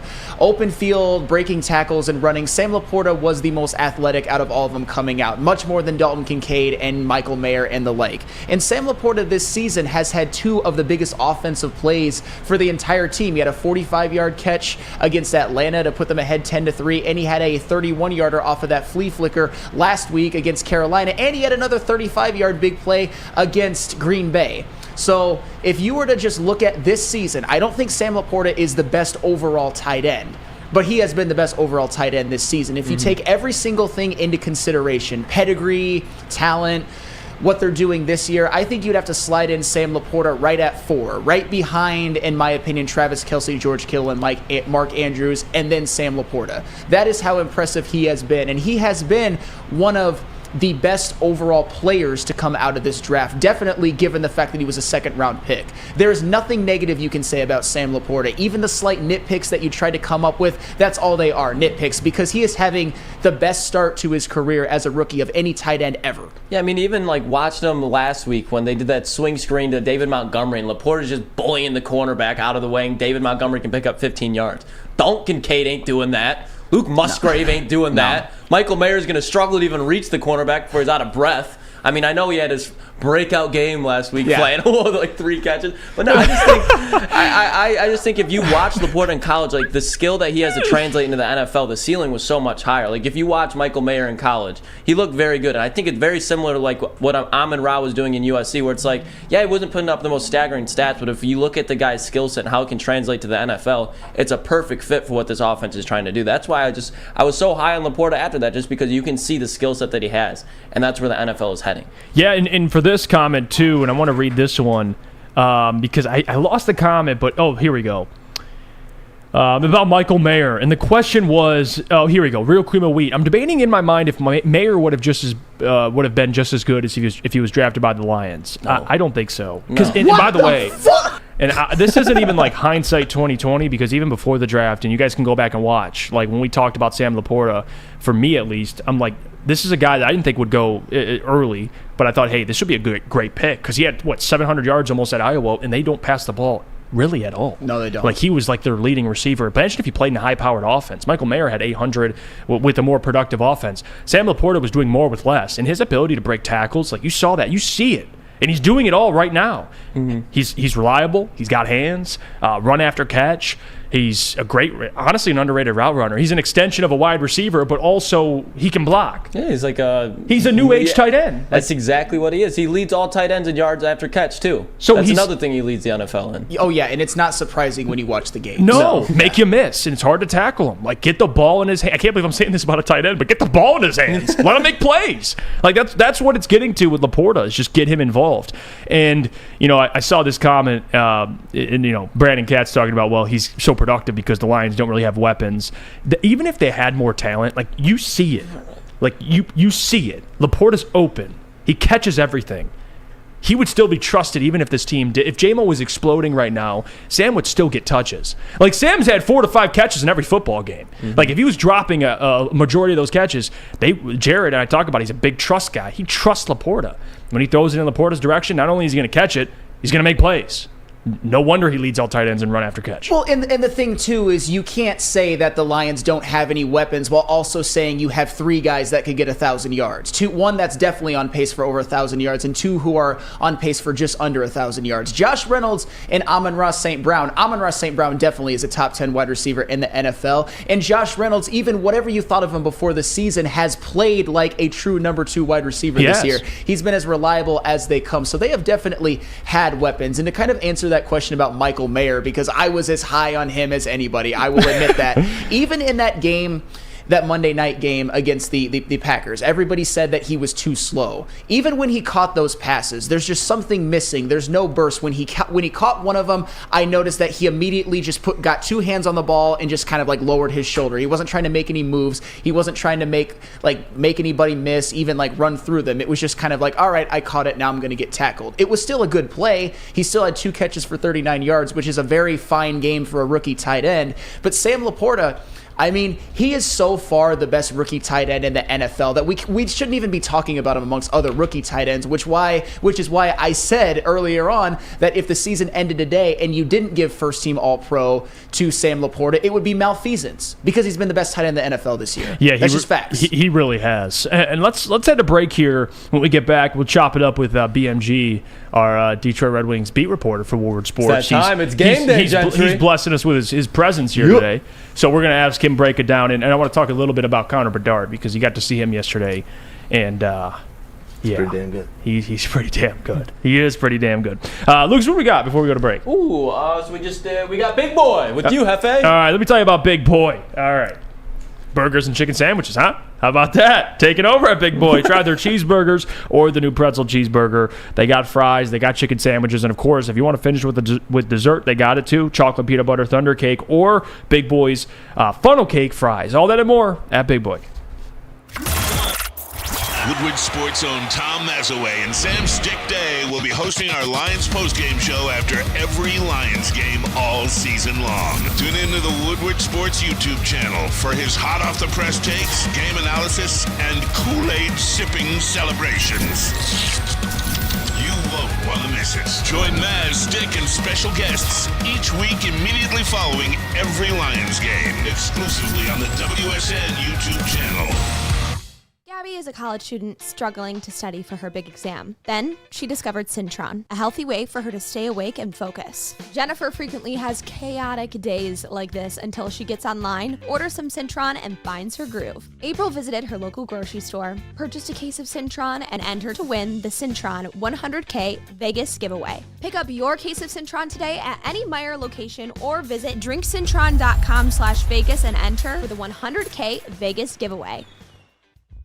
Brace yourselves, Detroit. As the sun begins to set, 2 of Woodward Sports' brightest young stars will be taking the mic for a brand new show. Woodward Nights with Booner and Broder. The dog days in Detroit are over, and the boys are unleashed. Join in on the banter and hop on the bandwagon of the #1 night show on the internet. Tune into the Woodward Sports YouTube channel every weeknight from 8 to 10 p.m. Woodward Nights with Booner and Broder. Let's talk about Outdoor Equipment Company, official equipment provider of Woodward Sports, Michigan-grown, family-owned. Bad boy mowers, tractors, STYL handhelds, and even weed whippers. Liberty trailers, Generac generators, Snow X-Plows, and Salters. Outdoor Equipment Co. has it all. Buy it, rent it at 0% financing. Delivery to your doorstep. All you got to do is visit their website at outdoorequipco.com.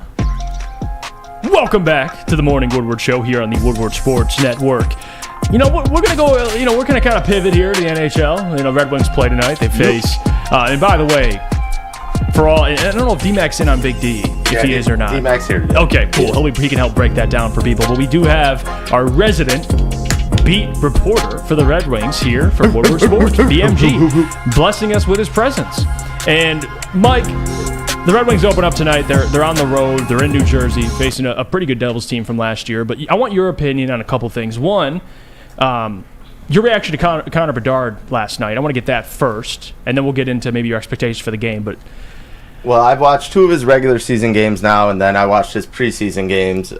He's insane. That's all I really got to say about him. He's so quick, and the things that he can do in just a matter of seconds, and his shot, everything he does, he's just an insane, once-in-a-lifetime type player. Yeah, he's a dog. And he was kind of the whole, we had conversations on this show. It's Victor Wembanyama before the lottery for the Pistons. Victor or Connor. Connor's on that type of trajectory. He's a stud. Yeah. Now, the next thing I want to ask you, Mike, too, is your expectations for the game itself, maybe some players you're going to be watching tonight, your confidence level, and maybe your expectations for the Red Wings this season. Well, this is a very good New Jersey Devils team. Obviously, you kind of seen them in the playoffs last year. They got Jack Hughes. They got a bunch of guys. So it's going to be a really tough game going into their barn. But I'm looking out for the new guys tonight. You got Comfer coming in on the second line, playing with Raymond. JT. As much as people didn't want to see Raymond on the second line, it looks like he's going to be playing there. So I don't know. I'm curious. I'm curious to see Ghost, this whole power play, all these new additions. Obviously, we don't have the young guys to start the year, so I'm curious to see how these the new additions do. I like Nate Danielson, though. Hey. I think he'll come along.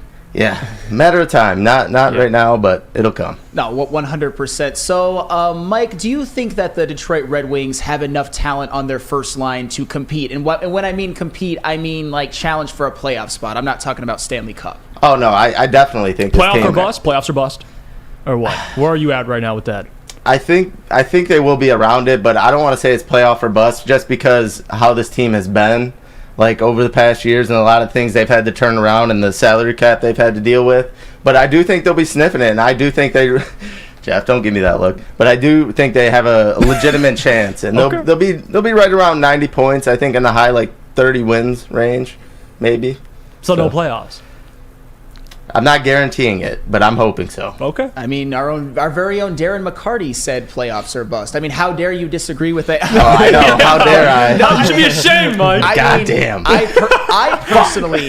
You know what? They're going to the playoffs right now. Darren said it. They're going. All right. There you go. I'm personally on playoffs or bust myself. Yeah, that's how I think it should. I mean, if they play in one of the toughest divisions in hockey, and there's a lot of up-and-coming teams. So I would say next year's playoff or bust, but as long as they're sniffing it and they're right around that the 90-point range, I don't think you can be really disappointed. Just gotta sniff it. Yeah, look. Speaking of sniff, Detroit Dabber says soft predictions and even softer sneezes. That's messed up. You do have some weak sneezes, bro. I sneezed one time, and that narrative's out forever. Yeah, hey, that's what Neil does. Honestly, it wasn't even Neil. It was D-Mac. That's why it was my own people. Your own people. You got betrayed.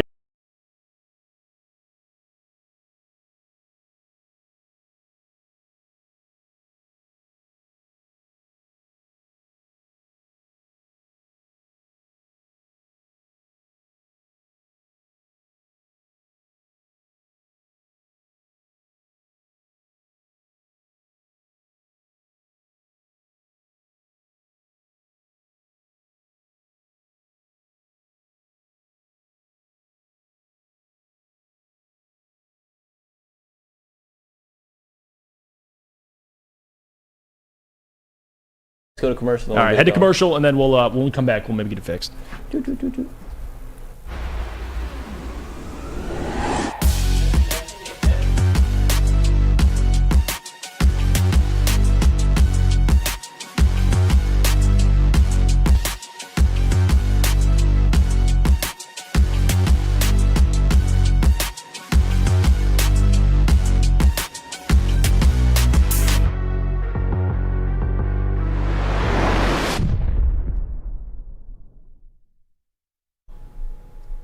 Yay! We got audio? All right. They said, look at Ryan's reaction. Says, of course we lose audio during Red Wings talk. Yeah, that's kind of on par. And it's not planned. Yeah. I'm not the one muting. Red Wings. As soon as we got people in the back, we have fish in the back, just unplugging. As soon as Mike talks Red Wings, just boop, take off the audio. Can't have it. There you go. Honolulu Boost Party, why does your stuff break so much? Or someone getting an itchy trigger finger? Could be both. Don Beat says, I heard Jeff say F Neil. Did you hear it too? I did not That's say what that. it was. We brought up Neil's name. The ghost of Neil floating around the studio? Can't do You've that. been upset lately. Oh, gosh. Wow. Well, Neil won't mention our name, so I don't know if we should mention his name. Maybe that guy from Big D will just call him. Don't bring me into this. No. I'm staying out of it. Not being the middleman. Okay. All right. Not being the middleman. Staying out.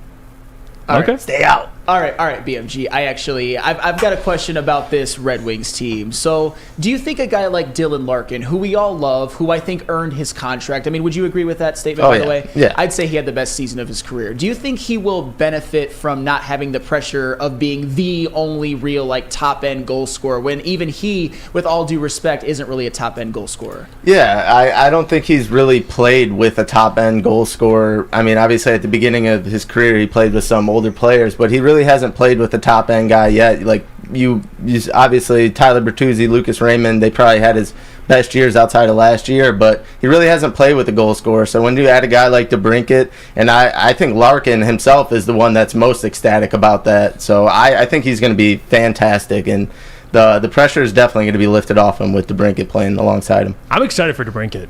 I really am. Well, we talked a lot of time about it this offseason. Me and you had, we actually had a couple of pods about it, talking about Alex DeBrincat. Nice. Give me like a stat line. What do you expect out of it? You think he can clear 30 goals? Without a doubt. Okay. Yeah, I think if he doesn't clear... everything's or bust. No, but if he doesn't clear 30 goals, that's disappointing, I would say. Yeah, especially with the amount of power play time he's going to see. And, yeah, that power play one's going to be a unit. It's going to be a unit. I can't wait, man. Red Wings, we're going to have more Red Wings talk, of course, as the season starts. Pistons starting up soon. I know we've been doing heavy Lions, but the people want to hear Lions. We're going to throw in Red Wings and Pistons in there as well with that. Let's go to break here. I know we're getting towards 9:30. When we come back, we got some interesting things to kind of discuss here. We'll talk about Thursday Night Football, Sam's Chiefs. I just keep saying that because Sam hates it. Sam's Chiefs, Sam's quarterback. We'll talk about the matchup tonight and more. Maybe I'll throw out some... So I'll throw out some suggestions. Maybe if Booner's in the chat, we can get some bets going because I got to cook tonight. All right, I've been losing, I've been winning. It's been a mix of both, and BMG and Booner just keep winning, and I don't know what the problem is. I don't know what the disconnect is. All right. So we got to help a brother out here. But let's go to break. Lucas, what do we got here? Oh, we have Guardian Alarm. Guardian. Talk to me, Sam. Hell of a defense. Let Guardian Alarm offer you customized solutions from real experts. Our professional technicians take the time to recommend security and automation solutions specific to your needs. 24/7 professional monitoring. Call us anytime, day or night, and know that a Guardian team member will stay on the phone as long as needed. Technology backed by people. Your safety and security deserves technology that's been proven to work and people who have been proven to care. Give them a call at 1-800-STAY-OUT. Stay the hell out. 1-800-STAY-OUT. Guardian Alarm, your local security expert. Stay out. Join Woodward Sports' own Jeff Iafrate, along with special WSN guests for the most anticipated Lions season in decades. Filled with different surprises and expert analysis. You're not going to want to miss out. Go to our Woodward Sports YouTube channel on Sundays and tune in live from 9:30 to 11:30 a.m.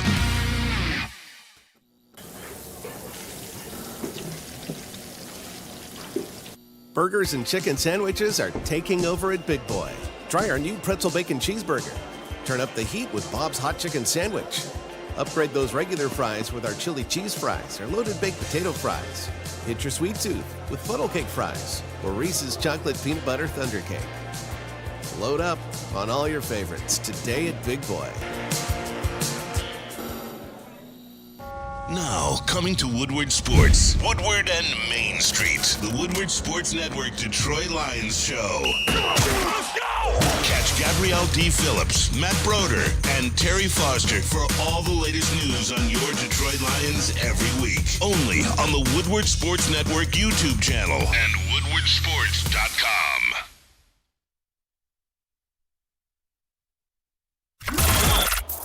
Woodward Sports' own Tom Mazaway and Sam Stick Day will be hosting our Lions postgame show after every Lions game all season long. Tune into the Woodward Sports YouTube channel for his hot-off-the-press takes, game analysis, and Kool-Aid sipping celebrations.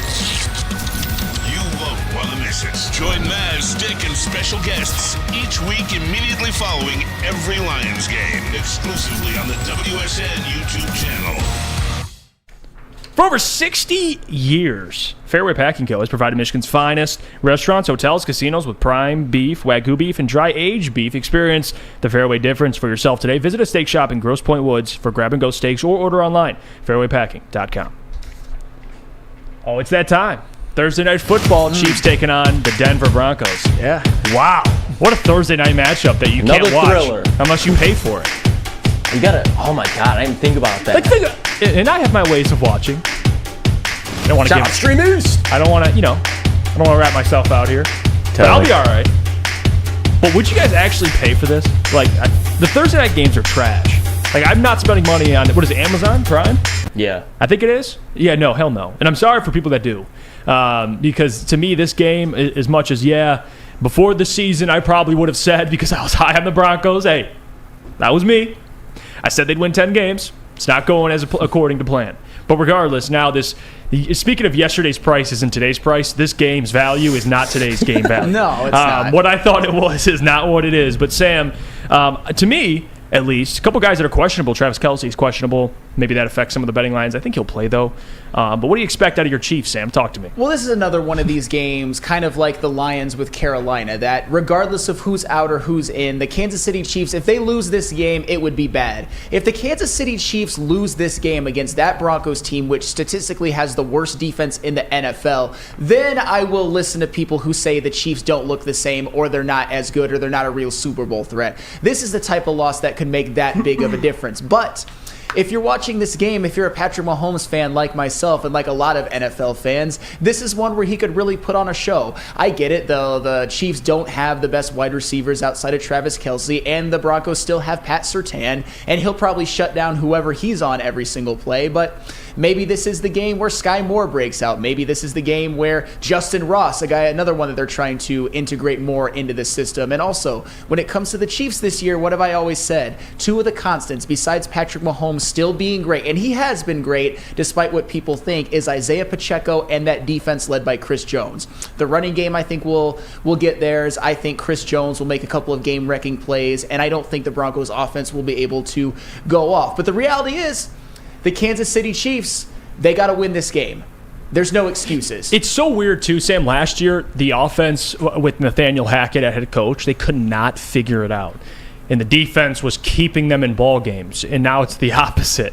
The offense, to some extent, Russ is having his best year in Denver, but the defense is last in yards allowed. Like, they're either last or one from last. They're one of the worst defenses in the entire league.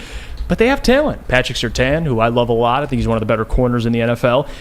Something's got to give. And to me, and maybe this is an Arrowhead. So, correct, right? Yeah, it is an Arrowhead. So the Chiefs have that advantage. I don't know if I'm crazy, Lucas. I can see the Broncos giving them a fight. What do you mean by that? What do you mean by fight? I'm just saying. This seems like one of those games where, Chiefs 4-1. I don't think they're as good of a team as they've shown, and they're not the same Chiefs from previous years. The Broncos could sneak up on them a little bit. They could. I think they could. What is your definition of sneaking up on them a little bit? Like a 17-point loss instead of a 24? No, I think this could be a field goal game, and I'm going to be honest with you. If the Broncos win, I wouldn't be shocked. How much? Oh, come on. Let's put a coffee on it. I wouldn't be. Let's put a coffee on it. Hey, you want a coffee on it? Yeah. It'll be a 3-point game? Yeah. It's a free coffee. Okay, hold on. Let's do it. Let's do it, F it. Shake, Let's do it. Let's do it. All right. Let's do it. Pumpkin spice? Yeah, let's do it. I think it'll be a close game. 3-point game. Oh, you know what? No, I want to order a hash browns and chicken. Okay, now you're up in the bet. Yeah, we're up in it. So I'm buying you a gourmet. It went from a coffee to a gourmet meal. Yeah, $8 meal. Okay, that's fine. Nothing Hollywood can. That's fair. BigCon51 says, Jeff, stop. Every primetime game has been a blowout. Yes. I'm just saying. I'm just saying. I don't. And again, Russell and Patrick clearly has the advantage. The defense, the Chiefs have the advantage. Offensively, the Chiefs have the advantage. But let's just say, hypothetically, if Travis Kelce isn't ready to go. What's the path? The only path I'll tell you is if Travis Kelce's banged up or he's out. And I still don't trust any of this wide receiver core for the Chiefs. If Travis Kelce is out, that's still a team that only lost to the Detroit Lions. The Denver Broncos had 70 points hung up on them. I understand it was the Miami Dolphins, but it's Andy Reid, Patrick Mahomes. That's at least 35 points on look this at this. defense. Jake has my back. 34-28 and 24-27 were the scores from last season. Broncos Chiefs. That's fine. That's last season. Denver's not. It's not even an argument. They're way worse than last year, and they're already bad. I just think Denver could keep this game. I think they can keep it competitive. Okay. You know what? I don't hate that. I don't think it's going to be a blowout. I think everyone assumes, Russell Wilson, the Broncos, it's a blowout. I don't know. It could be the type of game where maybe like how it went for the Chiefs against the Vikings, where they have a 14-point fourth quarter lead and the Broncos score a late touchdown to cover. That wouldn't shock me at all because the Kansas City Chiefs, and believe me, I've watched a lot of their games over the last few years, especially playoff games. They don't blow as many teams out as you think. They play a lot of those weird games where they maybe make a random mistake and let a team hang around more than they should, except this year for the Chicago Bears, who they absolutely waxed. Yeah, that's a great point because the Chiefs always play. I don't know if it's maybe overlooking or it's just like, hey, it's the Broncos on a short week. I'm just saying, Lucas. What do you think? They're going to get blown out? I think it'll be like a 10-point game. I think every team just gives the Chiefs everything they have. Like, they know going into that week that this is the Kansas City Chiefs. So that's like arguably outside of the Bears, like that's going to be the team's most prepared week they have all season in the regular season. So I think that's why it's always close. But like, Kansas City's defense is better than it has been in the last 5 years. And that is fair. That's the strength. That's the only thing the Broncos have going for them right now. And I'm going to trust Steve Spagnuolo and that defense, who's looked better than they have all year or over the last 5 seasons, than Russ and Sean Payton right now and how they look. Jerry Jeudy, great talent, inconsistent. Cortland Sutton, solid. But Javonte Williams hasn't shown up. I can't even think of the third-string running back that's been their most productive running back for the last 2 weeks. Samaje Perine fumbled last week. Like Jaleel McLaughlin. Jaleel. That's what they got going for him right now. He's got to have a game for the Broncos to make this a close game, in my opinion. What about you, BMG? I see you chirping over there. What do you think? You hate my take or what? Yeah, no, I think the Chiefs win this one handily. Broncos look bad, and I just want to note that Sam's guy, Patrick Mahomes, is 11-0 against the Broncos in his career. So something's got to give. The stats. Goat. Something's got. That's the baby goat. I don't know. I wouldn't bet a coffee on that, Jeff. Giving away free coffee. You're just giving people ammunition to disrespect the Chiefs. That's what you're doing, Jeff Iafrate. Right. Because if you want to really root for radio, as they said, if the Kansas City Chiefs lose, then I wouldn't say I'd have a meltdown tomorrow, but I would be upset. I'd be forced to move them down in my power rankings, even though a lot of you people think that I wouldn't. But you know what? I shouldn't have said you people. A lot of the very fine people in the chat don't think that I would, but I would. It would be a bad loss. But I don't think they will. They'd go from 4 to 5? Still above the Detroit Lions. Actually, if they lose, they'd go from 4 to 3. I think they would go up. The Eagles are going to lose this week, so it bumps the Chiefs up. Yeah, hey, Russ, Broncos country, I think they're going to ride. I think they're going to ride tonight, boys. Do you actually think they're going to win this game? Or do you think it's going to be close? Put it on your parlay tonight. No. Put it on your parlay. No, Mike, I'm not. That's good. Hey. Picking them to win, I don't know if I'll go. I do think the Broncos make this thing a game, though. All right. And if they win, I will not be shocked. How about that? Okay, that's You can't slide that in. I won't. And for the record, you know what? I'm gonna take the bait because he actually gave a contribution. Ryan's reaction. He's talking about how Russell Wilson this year has been better than Patrick Mahomes this year. I will say this though. And here I will turn that around because we are all Lions fans. Technically, Russell Wilson also has more touchdown passes, less interceptions, and a better passer rating than Jared Goff. When I say that, I'm the biggest hater in the world, but he can just flippantly say that about Russell Wilson and Patrick Mahomes. If you're going to say that, Flannel, if you're going to stand on that hill, I'm going to give you some flack. No, 100%. No, I don't. For the record, I don't believe that at all for 1 second. I would say Jared Goff and Patrick Mahomes have been clearly better than Russell Wilson, but Russell Wilson's had a decent year. Yeah, I mean Mike Bell even says, Russell's stats better than Mahomes. I mean, those stats. But they're also better than Jared Goff's. And Jared Goff and Patrick Mahomes are both leading 4-1 football teams. I'm just saying, apply those standards equally.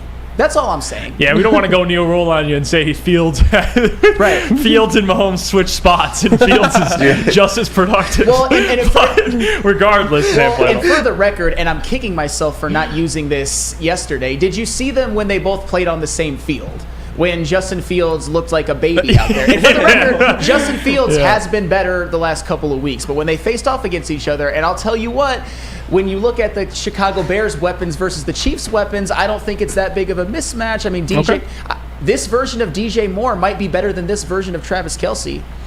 This season, because Travis Kelce's been banged up. Yeah. What about this one, Cass and Reed? Chiefs aren't the same. Kelce isn't 100%. Mahomes throws 2 picks. Game-winning field goal drive by Mahomes, 24-21 Chiefs. I don't think he throws 2 picks. I could see him throwing 1. Do you want to stick with that narrative, Jeff? Is that the one you're rolling with? Yes. Chiefs lose to the Broncos with Taylor Swift in the building. A lot of storylines there, Mike. God, it's good for radio. I don't even want to think about that. It's good for radio. The ratings for this Thursday night game will probably be an all-time low. Like, people are just tired of paying for it. They're tired of seeing shitty games. And now that you're going to see a shitty game that you paid for, unless you go on Twitch or you already have it, you got to watch Taylor Swift every other fucking commercial. Yeah, That is the most annoying fucking thing. Like, I want to watch the game.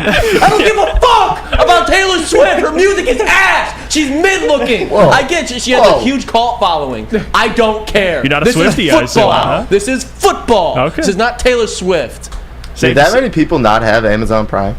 Well, I think people, because if you have Amazon Prime already, you get the game, right? Yes. So I'm assuming that's what I'm confused about. I feel like everyone has Amazon Prime. Yeah, I don't think there's one person out there that's like, you know what? I want to watch Thursday Night Football. Let me get Amazon Prime. It's more like I have Amazon Prime. I'll watch Thursday Night Football. You know what I mean? Sweating now. Amazon Prime is key. Needed. No, Lucas, it's safe to say you're not a Swiftie, huh? Fuck no. Okay, all right. What about final scores? I am going to go with Kansas City 31, Denver 17. 31-14, Chiefs. I'm going to go 27-13. All right. I think Russ can get a touchdown drive. That'll be cute. He's played okay Maybe this year. a couple field goals. No Brandon McManus, though. They don't have your boy, Jeff. No Brandon McManus. All right, Jeff. Cook, Jeff. 31-24 Broncos. I'll say this. 27-24 Chiefs. How about that? 3-point. And I win the bet. That's what's going to happen. 3-point game. The Chiefs play a lot of those random weird games, though. They won by 3 against Zach Wilson and the Jets. They did. Fair. Yeah. But that was also really good defense. Hey, we don't got to talk about that. Let's go to break. Let's get a break here. We'll get back. We'll do what's trending with Lucas. But first, Lucas, what do we got? You got Dispo. Speaking of Dispo, Sam, I think me picking the Broncos to keep it close may be a Dispo take. I mean, it may be. I mean, you might have had some before the show. So but no, Potentially. you're a professional, Jeff Iafrate. Experience Dispo Romeo, a team that curates an exclusive atmosphere mixed with fresh inventory from Michigan's largest variety of products. The first ever cannabis mall of its kind is conveniently located off of Van Dyke and 32 Mile Road in Romeo. Dispo Romeo is now open late night until midnight every day except Sunday. Can it get any better than that? Dispo Dispensary, disposhops.com, your local cannabis plug. Join Woodward Sports' own Jeff Iafrate, along with special WSN guests for the most anticipated Lions season in decades. Filled with different surprises and expert analysis. You're not going to want to miss out. Go to our Woodward Sports YouTube channel on Sundays and tune in live from 9:30 to 11:30 a.m. Your home is your most important asset. Flexibility in the sales process is key. When you work with Mark White and Associates, you can cancel at any time, for any reason, without penalty. Speaking of flexibility, check this out. Who you work with matters. Hire the best broker in the game.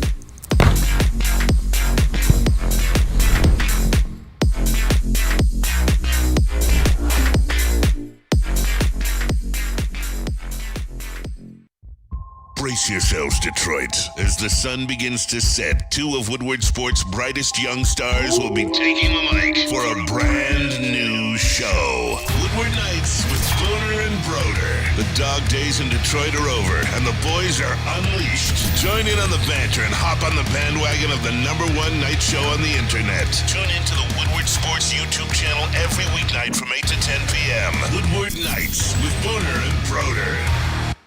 When buying or selling real estate, flexibility and control over the sales process is key. Sellers, how would you like the freedom of canceling your listing agreement at any time for any reason with no penalty? That is exactly what Mark White & Associates offers. It's called the Minute-by-Minute Listing Agreement by Mark White & Associates. Try Mark White's risk-free minute-to-minute listing agreement today. Looking to buy or sell real estate? Visit markwhitesells.com or call 248-290-8242. markwhitesells.com, where flexibility meets success. You know what time it is. I mean, Stick, you know what time it is, right? He even knows. Right? Yeah, I think he's sleeping, but he knows what time it is. What's trending with Lucas? Lucas, what do you got for us? So, okay, this is kind of, it's like a twofold. So Richard Sherman, who went on ESPN yesterday. Sherm. And he talked about CeeDee Lamb, and he said that basically he thinks CeeDee Lamb is an overrated wide receiver, which I agree with. Oh, please say I loaded this bitch in. We're gonna let this golf video play. So this was up next. So we'll jump to that after this. But Jared Goff, he had some words for David Montgomery. This is what he had to say.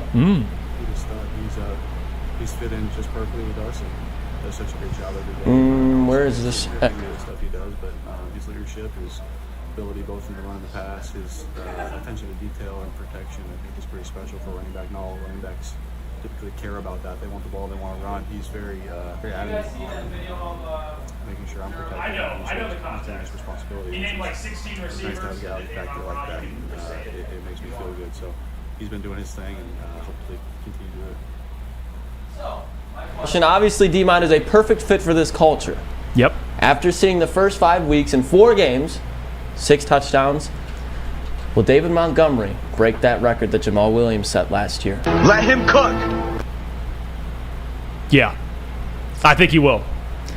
Or get close. If he stays healthy. We're assuming that he stays healthy. Yeah, I mean, the guy has 6 touchdowns in 4 games. Guys, he missed a game. I know.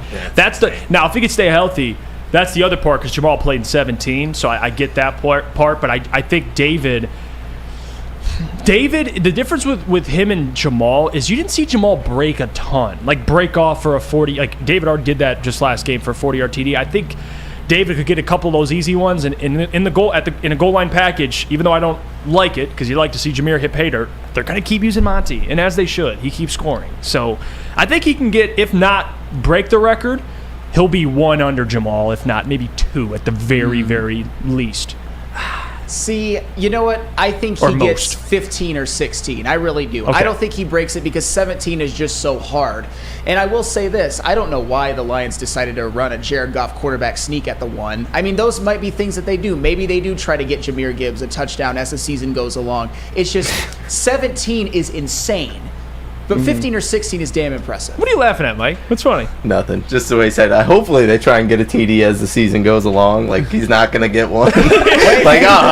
Is Jahmyr Gibbs gonna get? I've been saying it for the last 5 weeks. We'll see. But Lucas, I think he can challenge that record. Okay. And I hope so. No, I want a current Lion to own the award. I mean, so do I. Yeah. Come on, dude. If it's not Barry, or at only least record, make it rather. an active Lion. Yeah, but please. I think I know it was kind of hard to hear, but I think I fixed it. I'll obviously take the video off if you guys can't hear it. But this is what Richard Sherman had to say. It's kind of a twofold. He says CeeDee Lamb's an overrated wide receiver 1, and then he goes on to name 16 wide receivers that he think are better than CeeDee, and not one of them is named Amon-Ra St. Brown. Interesting. Rated. If you think he's a bona fide, hey, line up out there 1, then yeah, that's overrated because I do. There are number 1s in the league. So you're saying he's in a conversation with Justin Jefferson, Tyreek Hill, Devontae Adams, Jamar Chase, Stephon Diggs, A.J. Brown, Cooper Kupp, Deebo Samuel, Terry McLaurin, and Mike Evans. You're saying he's in that conversation? Yes, in the conversation. Then you're not watching it. The conversation he's in is with guys like Jalen Waddle, like Garrett Wilson Jr., Tyler Lockett, T. Higgins, Brandon Ayuk, Chris Godwin. Those guys, those are really good guys. I'm not saying they're bad players. I'm saying that's the caliber of receivers that we're talking about. We're talking about, and those are really good receivers in the National Football League. I'm not saying he's a bad receiver, but I'm saying if you had Amari Cooper, if you never got rid of your boy Amari Cooper, what would this team look like? They would look really good. He would probably have 1,500 yards a season, and Amari would have 1,500 yards because you can't focus on either of them. But when you only have one of them, when you get rid of Amari Cooper for whatever reason you got rid of him, I paid him $20 million. $20 million is a bargain right now for receivers. Receivers are making $30 million. What does Tyreek make at 30? There's guys 2 years ago. Right. There's guys making 30. So 2 years ago, I guarantee you would rather have him right now because right now he's doing great in Cleveland. He had 1,000 yards, 1,100 yards last year, and he had 8 touchdowns again, fringe 1. But there are only. Look, I think he was preaching on the CeeDee Lamb stuff. I think CeeDee Lamb's a receiver that does everything great, and he does it sometimes on an elite level, but consistently, I don't think he does anything elite. I want to hear your guys' take on that, and then the fact that he named 16 wide receivers. Are you taking anything from it as like a disrespect thing, or just like probably just forgot about Amon-Ra? But that's the thing. Like, how do you forget about Amon-Ra St. Brown? Yeah, that's part of the thing I don't understand. I don't think it was a slight at Amon-Ra. I think he knows ball. I think he just forgot St. Brown. But to his credit, the tier he named with Jalen Waddle and all those guys, I think Amon-Ra's kind of in that tier. Maybe he's just kind of this year. I think he's going for 14, so he's either in that tier or could be increasing to jump to the next tier. I don't think he's like slighting St. Brown. What I will say about CeeDee though is he has the talent to be a number 1. Mm-hmm. But to Lucas's point, it's either up here or the offense he's in. Like, number 1 to me is no matter win or lose, he's going to get his. And CeeDee will have games where it's like is he a number one? Like St. Brown, when you watch him, like this guy's a number one. He's open all the time. He's a big part of their offense. They get him the football. So I don't want to put it all on CD, but from what I've seen out of CD, he should be a number one, Sam. He has the talent to. I don't know. He's not in the top tier of receivers. I'll say that. All right, so this is where I might make some people mad, but I just have to apply standards equally. I don't like this idea that, CeeDee Lamb, definitely not a number one. You can't rely on him. But Amon-Ra St. Brown, if you say anything other than he's a number one, you're a hater. I think they are more equal than you think. I think that they're right about on the same tier of wide receivers. I think they're both top 10. I would put me personally, I think that CeeDee Lamb right now is better than Terry McLaurin and Deebo Samuel as receiver. I would give you that. Yeah, that's fair. And also, I just think St. Brown's better than those guys. Okay, and that's arguable. That's definitely just because I picked him to have 1,400, so that's where I'm at. I would agree with you, but I don't think the difference is vast. But that's fair. No disrespect to Amon-Ra St. Brown. My thing too is, can we stop with this whole Tyler Lockett thing? Tyler Lockett's a very good receiver, but why the hell is he mentioned in the second tier? And he didn't mention DJ Moore or Amon-Ra St. Brown. Tyler Lockett is a very, very fine number 2, but have you seen the numbers that Tyler Lockett's putting up this year? The offense has basically been the Geno Smith, Kenneth Walker, and DK Metcalf show. Yeah, he didn't even mention DK Metcalf. He mentioned Tyler Lockett. Yeah, Tyler Lockett. Tyler Lockett's on that list like we didn't see him. Like we saw him in there. He snuck in that list. He ain't in that tier. He isn't. He did kill us. But Gentry, what do you think when you hear the CD? What the fuck you got going on over there? Got my bat. Baseball bat. And Neil told me to get some flannel after the show, so I'm just following orders. Honestly, I don't really agree with that. I think there's been a lot of quarterback problems, and Dak really hasn't been consistent enough, so that may play a part in CD. And I actually drafted CeeDee Lamb over St. Brown in my fantasy league. So. Traitor. I mean, no, I think CeeDee Lamb's a wide receiver 1, and I still think he's in that top tier, and I think St. Brown's right there with him. Yeah, okay. I think that's a fair take. It's like pick your flavor. So I might go with St. Brown, but hey, it's okay. Alrighty, fellas. Well, that was all for what's trending. Go to break, and we'll be back with mailbag. What do we got, Lucas, for break? We are finishing off with Lady Jane's. Oh, yeah. And then we got Les Stanford after that. All right, let's do it. All right, Lady Jane's, where I always get the A-plus haircuts that the A-plus stylists over there give me, and you can too. Come to Lady Jane's Haircuts for Men for an award-winning haircut experience. Register to win a trip of your dreams and all expenses paid suite for the 2024 NCAA tournament. That's right, no expenses spared for you and 5 of your best buds. Lady Jane's Haircuts for Men, open 7 days a week. Walk in anytime. It's wicked awesome. Let me tell you about our friends over at Les Stanford, shall I? I mean, what happens when you run a great business for over 50 years? Well, you expand and offer more products to more people, and that's exactly what Les Stanford does. By adding Les Stanford Buick GMC, the same great service that customers have grown to know and trust on Woodward Avenue, just south of 9 Mile. Check out Les Stanford in Dearborn today. Find the brand you want at lesstanford.com. Join Woodward Sports' own Jeff Iafrate, along with special WSN guests for the most anticipated Lions season in decades. Filled with different surprises and expert analysis. You're not going to want to miss out. Go to our Woodward Sports YouTube channel on Sundays and tune in live from 9:30 to 11:30 a.m. By now you know me, Christina Gennari, as the obvious choice in real estate. And you know my website, soldchristina.com, as your #1 resource for buying or selling your home. Myself, along with my amazing staff, pride ourselves on making your home buying and selling experience a relaxing and easy one. Come see why we are the obvious choice. Christina Gennari at soldchristina.com, the obvious choice in real estate. Woodward Sports' own Tom Mazaway and Sam Stick Day will be hosting our Lions postgame show after every Lions game all season long. Tune into the Woodward Sports YouTube channel for his hot-off-the-press takes, game analysis, and Kool-Aid sipping celebrations. You won't want to miss it. Join Maz, Stick, and special guests each week immediately following every Lions game, exclusively on the WSN YouTube channel. 5 Iron Golf, play, practice, and party at 5 Iron Golf, downtown's newest sports bar. Don't take it from me, I stink, but take it from the pros. I mean, you got Braylon, D-Mac, Neil, BMG. Those guys are out there getting it in. Pause. But they have 13 TrackMan simulators, certified instructors, and most importantly, a full bar and restaurant. Mention promo code Woodward at checkout. You get 50% off your first visit. And visit 5irongolf.com to tee up good times. All right, it's that time of the show. It's the morning Woodward mailbag. Let's get to some questions here because they're coming along. I saw the first one, and I want to make sure I get it. Here we go. It hips. Appreciate you. It says mailbag. At least 50 yards receiving for J-Mo on Sunday. Yeah. I mean, he should. No. Because he can do BMG. What? BMG. He's shaking his head. We put the camera He on. could do it in one catch.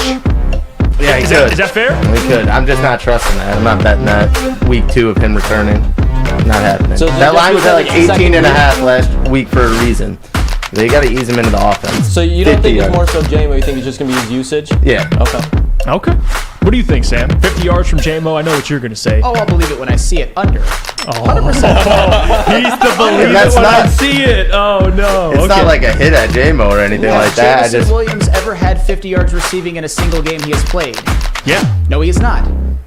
Oh, it was a 40-yard TD catch. You son of a bitch. Yeah. See what I mean? He puts his hand up. Yeah. Hey, He just knew. say, I told you so, but I It told you wasn't so. 50. It was 40. Okay. All right, Sam. All right. That's fair. That's fair. If you bet on the over for Jameson Williams, I think you need your head examined. He could get it, and he is one of those guys that could get it in a play, but it's just... Even last week, I thought that he would have a big contribution with Amon-Ra St. Brown being out, but he was losing out on targets to Marvin Jones. Yeah, what about this one, mailbag? Let's see here. Well, J-Mo, it's another J-Mo question. We kind of answered that one. Freddie fell through on 3 mailbag. Name the week that the Lions clinched the North. I mean, I think they're starting to clinch it already because I think the game's back that Green Bay is. They're already, 2 games back. Lions keep winning. I think in a couple weeks, if they keep winning, it's going to be theirs. I don't see the Green Bay Packers winning a bunch of games, Lions losing every other game. If everything goes right, if they keep winning, I think they might have it locked up by the bye week. If they win 2 of the 3 games. Yeah. Locked up by the bye week? Because they're already 2 games in front of the Packers, Sam. If they win the next 3, hypothetically, and the Packers, let's say, lose half of the games they play, I think they'll distance them. You see Jordan Love and the Packers going on a winning streak to take the NFC North. I mean, by your logic, though, they have it wrapped up now. I mean, we're talking about mathematically. I don't think you can actually, by math terms, lock up the division after the bye week. I'm going to say week 15. Week 15? Week 15. See, that's a boring answer. But that's... Gotta wait till the end of the season till they can lock it up. Well, if like I said, if we're going by your logic, they already have it locked up because they're winning this Well, division. 2 games it's over. the 2 games isn't as comfortable as I think it could get. Like the next couple games, it could be 3-4 games, and then I'm like, okay, Packers aren't. I don't think they're winning. They're going on this big winning streak unless Jordan Love is the next their Hall of Famer, which I don't think he is. No, that's fair, Jeff. No, this question, Mike G, mail sack, asking BMG, what's a cooler gig, morning show or the Big D Energy? You're on the stand. I plead the 5th. Oh, he pleads the 5th. Okay. No, I like both shows. Obviously, if you've been watching Put your this nuts network, on the table. if you've been watching this network since we started, I've been on the morning show more than any other show. That is facts. And Jeff's obviously my guy at this network, so let's go. BMG. I love Spenny. I love Neo. D-Mac's my dude too. So it's just different. Yeah, it's different. It's 2 different shows. You like them in there's so different many ways. great people at this network. That's fair. Let's see. One more question, and then we'll get out of here now. Lions Troll, in y'all's opinion, do we need another running back since we're running the hell out of Monty so early? No, and that's the thing. It's funny. People have been asking that question. You have Jahmyr Gibbs, guys. He's been hurt for 1 week. It's like, we need another running back. You have Craig that can hold it down. You're kind of... he could just fill it in and help out a little bit, take some pressure off Monty, but it's going to be Jahmyr. You don't need another running back, I don't think. No, I mean... Craig should be okay to hold it down with his 6-7 carries. I'm being dead serious when I say this, no hate whatsoever. If you think the Lions need a new running back right now, you don't believe in Jahmyr Gibbs. And for the record, Jahmyr Gibbs, he hasn't really broken out yet, but when he did have the opportunity to carry the load mostly by himself, he did give you 17 for 80 yards, but he's also hurt, and we don't know if he's going to play next week. I'd say Jahmyr Gibbs is still a bit of a question mark, although if you want to kind of lessen David Montgomery's workload, you want to get Jahmyr Gibbs more involved. Playa says pause. Jeff talking about filling it in. Was that out of pocket? I think you said pause, though. Okay. Was that out of pocket? I'm just making sure. This guy will not stop coming. Okay, all right. Okay. All right, Jeff, relax. This comment, Alejandro Lopez, we're the Kings of the North. Packer fan, by the way. He says, we're the Kings of the North, just the way it is. I think we bounce back. Okay. No chance. No, I mean, back to you guys' question earlier, after the Lions beat the Raiders, put the bow tie on. Put the bow. See, was that fair? I think they could lock it up if the Packers start I agree struggling. with what you're saying, and I agree with what Flannel. Both can be true. Mathematically, They'll clinch it up probably later in the season, like week 15. But realistically, like when you know, like you don't have to look at your eye test can just tell you that this division is locked up. I think it'll be after the Raiders game for the Lions. Sure. And I can't wait to break it all down on here on the Morning Woodward Show. Again, 8 a.m. to 10 a.m. every weekday. We appreciate you guys for joining the show. For Jeff Iafrate, Sam Flannel, BMG filling in for JB. JB will be back tomorrow. BMG, appreciate you, man. Oh, yeah. Holding it down for us. Boys, anytime. He's a real Thanks for one. having me. Oh, of course. Then we have Lucas Klotz, the one, the only, the ball knower. Self-proclaimed, but at the same time. Not anymore. It's not anymore. No, it is not. Ball knower. All right, let's get out of here. Let's get out of here, guys. Appreciate you. Everybody have a great Thursday. Don't forget to watch the rest of the programming here on Woodward Sports. Big D Energy up next, 11 to 1. And then, of course, Ermanni and Edwards with Maz, 2 to 4. Heavies, 5 to 7. And then you close out your nighttime because you ain't watching that garbage tonight. Maybe you have it on in the background. But Woodward Nights, 8 p.m. to 10 p.m. Check it out. See you guys tomorrow. 3-point loss for the Broncos, remember.